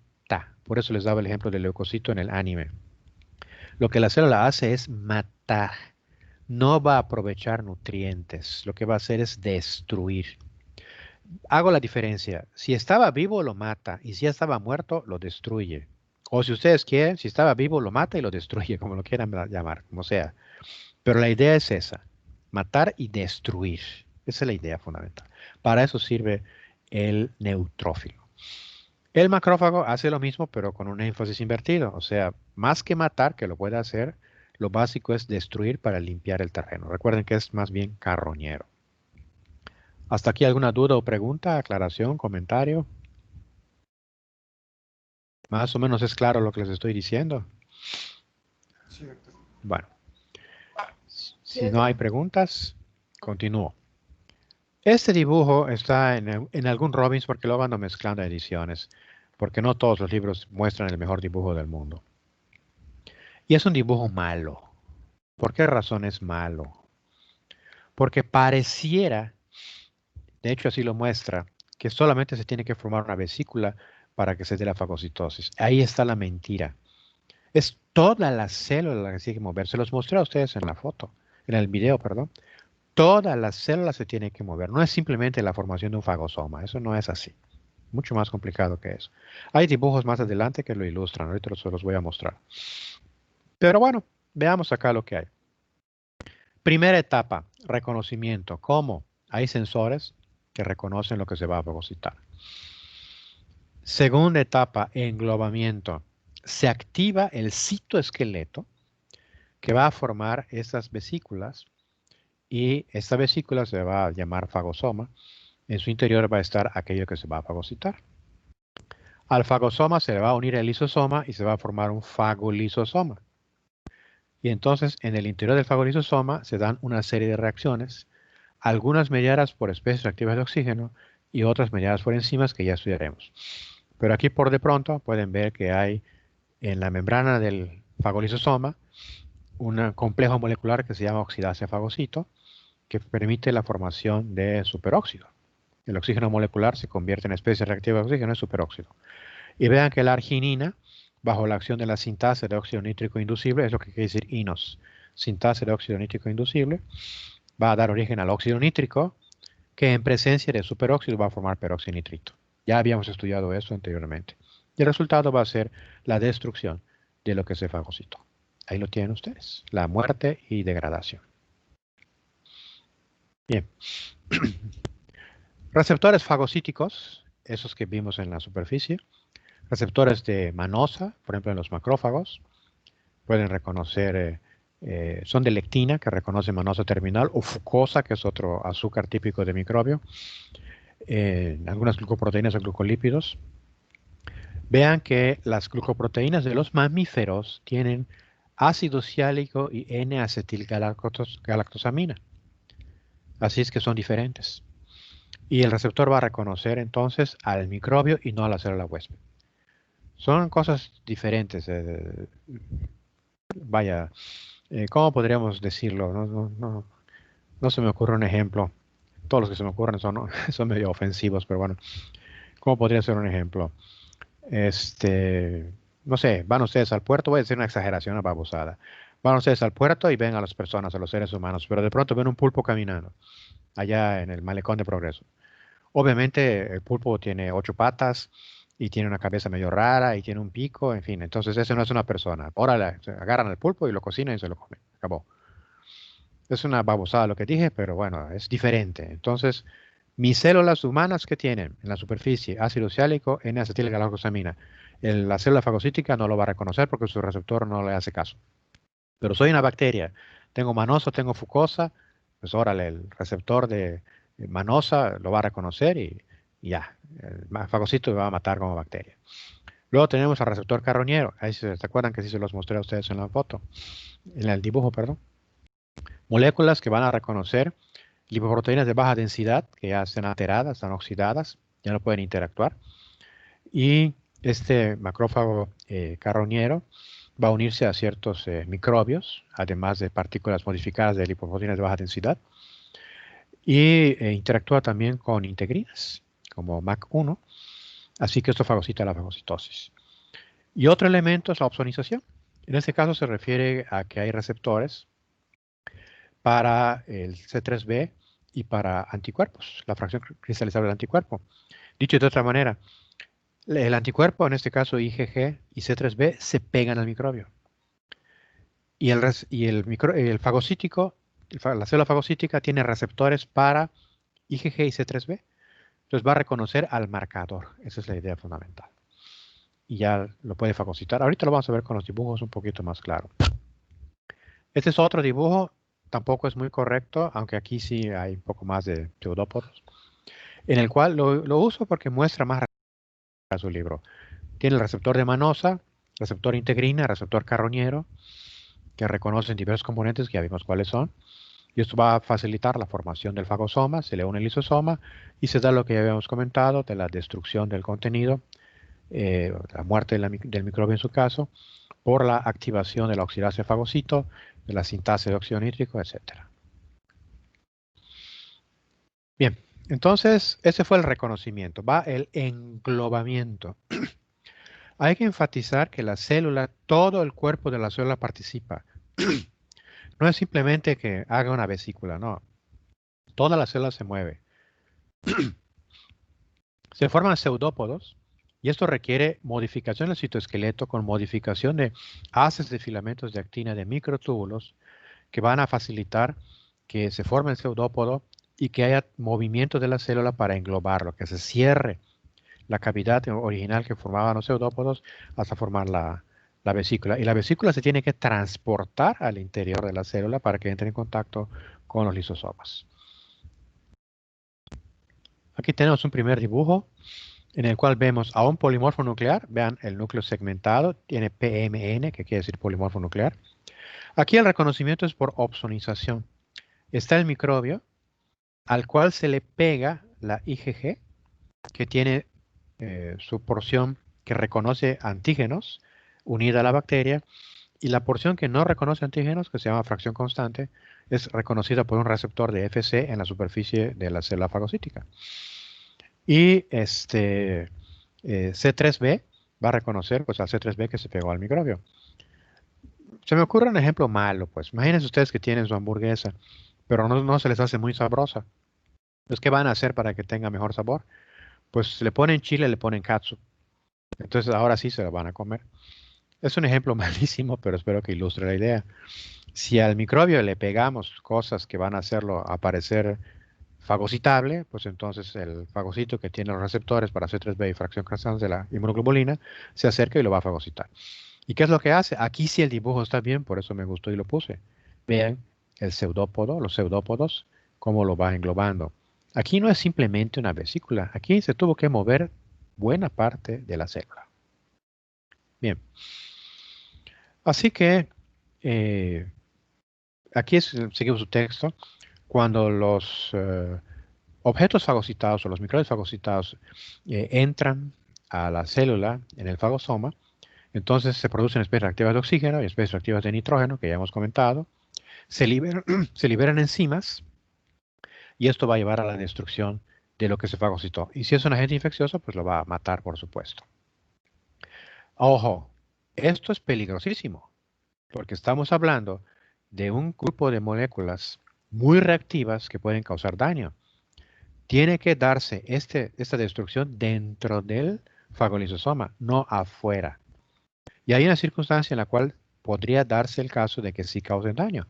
Y ahorita lo vamos a ver. De momento vamos a ver de las especies reactivas de oxígeno. ¿Cuáles son? En la pared de la vesícula del fagolisosoma está la oxidasa del dinucleótido reducido de nicotina piridina, creo que se llama. Es nicotina adenina dipiridina, me olvida el nombre completo. Oxidasa del fagocito, más fácil, ya. No se me quito de líos. Que es el que va a producir el superóxido. Y la activación de este complejo de enzimas, que tiene dos partes, una citoplásmica y una de membrana, va a llamarse estallido respiratorio. Y se llama estallido respiratorio porque es como una llamarada de superóxido que se libera. Y esto es lo que va a contribuir a que se forme el peróxido de hidrógeno, el peroxinitrito, el hidroxilo, que ya hemos comentado anteriormente. Así que esa es una liberación masiva de especies reactivas sumamente tóxica. Ya sabemos que el peróxido de hidrógeno es una especie reactiva, pero no es un radical libre. Así que su conversión en hidroxilo, que sí es un radical libre, aunque más débil, es muy importante para la destrucción de lo que se fagocitó. Pero aquí viene un elemento que yo recuerdo solo está presente en los neutrófilos, no está presente en los macrófagos, que es el sistema aluro peróxido de hidrógeno mieloperoxidasa. La mieloperoxidasa es una enzima que está presente en los granos azurófilos, que en presencia de cloro o bromo, sobre todo cloro, convierte al peróxido en hipoclorito. Y el hipoclorito todos ustedes lo conocen. Es el componente activo de lo que venden como cloro en los súper y que seguramente usan ustedes para limpiar en su casa, qué sé yo, el baño, algún rincón para trapear, en fin, lo que fuera. Eso es lo mismo, fíjense. Y cuando les dice el vendedor que el hipoclorito sirve para eliminar malos olores, obvio, porque los malos olores son causados por hongos o por bacterias que están liberando sustancias volátiles a la atmósfera. Entonces, si el hipoclorito mata a los hongos y las bacterias que están contaminando el piso, las paredes o lo que fuera, pues obviamente ya no va a haber mal olor. Y eso les dará una idea de lo terrible que es el hipoclorito. Realmente es una sustancia potente y muy grave. Así que este hipoclorito, por halogenación, o sea, une el cloro a la molécula que le toque, altera el componente de la célula, puede ser un lípido, puede ser una proteína o ácido nucleico, o por oxidación, cualquiera de los dos. Entonces, destruye al componente que hemos hablado. Y esto debería estar en rojo. El sistema peróxido, mieloperoxidasa, aluro, es el sistema bactericida más eficiente de los neutrófilos. De hecho, hay una enfermedad asociada con deficiencia de mieloperoxidasa en la cual las personas tienen enfermedades infecciosas con mucha mayor frecuencia. Y bueno, no hay que olvidar, ya lo habíamos visto, que el peróxido se puede convertir en hidroxilo vía reacción de Fenton a través de la presencia de hierro o de cobre. Ya lo hemos estudiado, ¿eh? Bueno, especies reactivas de oxígeno, ya habíamos visto anteriormente, causan daño. Y como son muy peligrosas, pues hay sustancias antioxidantes que los van a bloquear y también ya lo estudiamos. ¿Qué sustancias? La superóxido dismutasa, que reduce al superóxido y lo convierte en peróxido. El peróxido es malo también, pero menos malo que el superóxido, así es que la superóxido dismutasa es muy buena. La catalasa, que destoxifica al peróxido, lo convierte en agua, si me acuerdo bien. La glutatión peroxidasa, que también destoxifica al peróxido. La ceruloplasmina, que secuestra el cobre, o la ferritina y la transferrina, la transferina y la lactoferrina, perdón, que secuestran al hierro. ¿Y qué importancia tiene secuestrar al hierro y el cobre? Pues que ya no hay reacción de Fenton. Y por lo tanto, al no haber hierro ni cobre, el peróxido ya no se convertirá en hidroxilo. Entonces ahí tienen ustedes todo esto. Y nuevamente, esto es pregunta de examen. Bien, entonces, ¿qué tan peligrosa es la presencia de las especies radicales de oxígeno? Pues todo depende de cuánto se produzca de las especies activas de oxígeno y cuánto se produzca de sus opuestos, de las sustancias que los eliminan. Si hay mucha especie reactiva y poca sustancia que lo elimine, obviamente va a haber mucho daño. Y al revés, si tenemos mucha sustancia que elimina la especie reactiva y poca sustancia reactiva, pocos agentes reactivos, pues entonces no va a haber tanto daño. Aquí se me estaba escapando uno, me voy a regresar. No, está acá. Déjenme ver. No, acá está bien. Voy con el siguiente dibujo. Creo que aquí lo podemos ver. Bien, entonces aquí lo tenemos. Ya se había formado el fagosoma. Se activa la oxidasa de NADPH, la oxidasa de fagocito. Vean que a partir del oxígeno molecular se forma el superóxido. El superóxido, vía dismutación espontánea, se va a convertir en peróxido o por acción de la superóxido dismutasa. Y bueno, esto va a contribuir por la reacción de Fenton a formar hidroxilo, etcétera, etcétera. Y pueden ver también la ozonización que está presente en este lado. Pero no es lo único. No solo es ozonización, ni solo son especies reactivas de oxígeno. Vean que hay enzimas. Hay proteínas catiónicas, hay lisozima, lactoferrina, fosfolipasa A2, que van a contribuir a formar, a la destrucción de lo que se está fagocitando. Perdón. Se me estaba escapando una idea, la debo decir antes que se me acabe de olvidar, que todo eso tiene que ocurrir dentro del fagosoma. No puede ocurrir afuera. Pero, voy a regresarme un dibujo antes, acá. La degranulación de las lisosomas puede ocurrir antes de que los pseudóporos se unan por completo. De tal suerte que la destrucción del contenido del fagolisosoma comienza antes de que se cierre. Perdón. Antes de que se cierre la vesícula completamente. Y esto puede favorecer que salga el contenido del lisosoma al exterior. A eso se le llama antiguamente lesión por regurgitación. Recordarán que la regurgitación es el retorno del alimento desde el estómago a la faringe. Y si les ha pasado a ustedes es muy desagradable, porque siente uno cómo se le quema la faringe, se le quema la garganta por el ácido. Bueno, esa nuevamente es una mala analogía porque, insisto, la célula no se está alimentando, la célula está matando. Pero mala analogía ayuda a entender de todas maneras la situación. Si el contenido del fagolisosoma se escapa al exterior, va a haber un gran daño. Y ahora viene lo bueno. Si la inflamación es muy intensa y sumamos miles y miles de neutrófilos que están fagocitando al mismo tiempo, entonces habrá una buena cantidad de enzimas afuera y esto puede causar más daño. Así que una respuesta inflamatoria muy potente puede causar mucho más daño de lo que la gente causa pudo haber provocado inicialmente. Esa es una idea fundamental. Y ya son las 6:57, vamos a acabar con esta diapositiva, en la cual ustedes pueden ver algunos de los elementos que están presentes en los fagolisosomas. La generación de especies reactivas de oxígeno requiere al hierro, hierro ferroso, que va a contribuir a la formación por la reacción de Fenton del hidroxilo, al peróxido de hidrógeno, al ácido hipocloroso en este caso. Bueno, aquí está el nombre ahora sí, ¿no? Dinucleósido de fosfato de nicotinamida adenina, el hipoclorito, el hidroxilo y la superoxidasa dismutasa. Unos contribuyen a bloquear a la especie reactiva y otros son las especies reactivas. Y aquí en la secuencia lo pueden ver, es un neutrófilo, se alcanzan a ver 3 lóbulos del núcleo, pueden ver acá sus granitos. Aquí está el fagolisosoma. La reacción está mal dibujada porque debe ser en la membrana, pero bueno, la pusieron en el citoplasma, no es cierto. La oxidasa de fagocito produce el superóxido. El superóxido, vía superóxido dismutasa, se convierte en peróxido.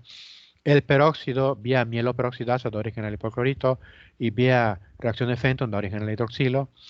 El mismo superóxido, vía la activación de gránulos de neutrófilo, puede liberar enzimas, lo mismo que el superóxido puede liberar enzimas. Aquí lo importante es lo siguiente, están en una caja roja 3 tipos de moléculas. Son las especies más importantes para la destrucción de los microbios, desde el punto de vista de las especies reactivas de oxígeno o sus derivados. El hipoclorito es una especie reactiva, en este caso ya de cloro, pues, derivado de la acción de la mieloperoxidasa. Bien, hasta aquí nos quedamos porque ya es la hora de terminar la clase.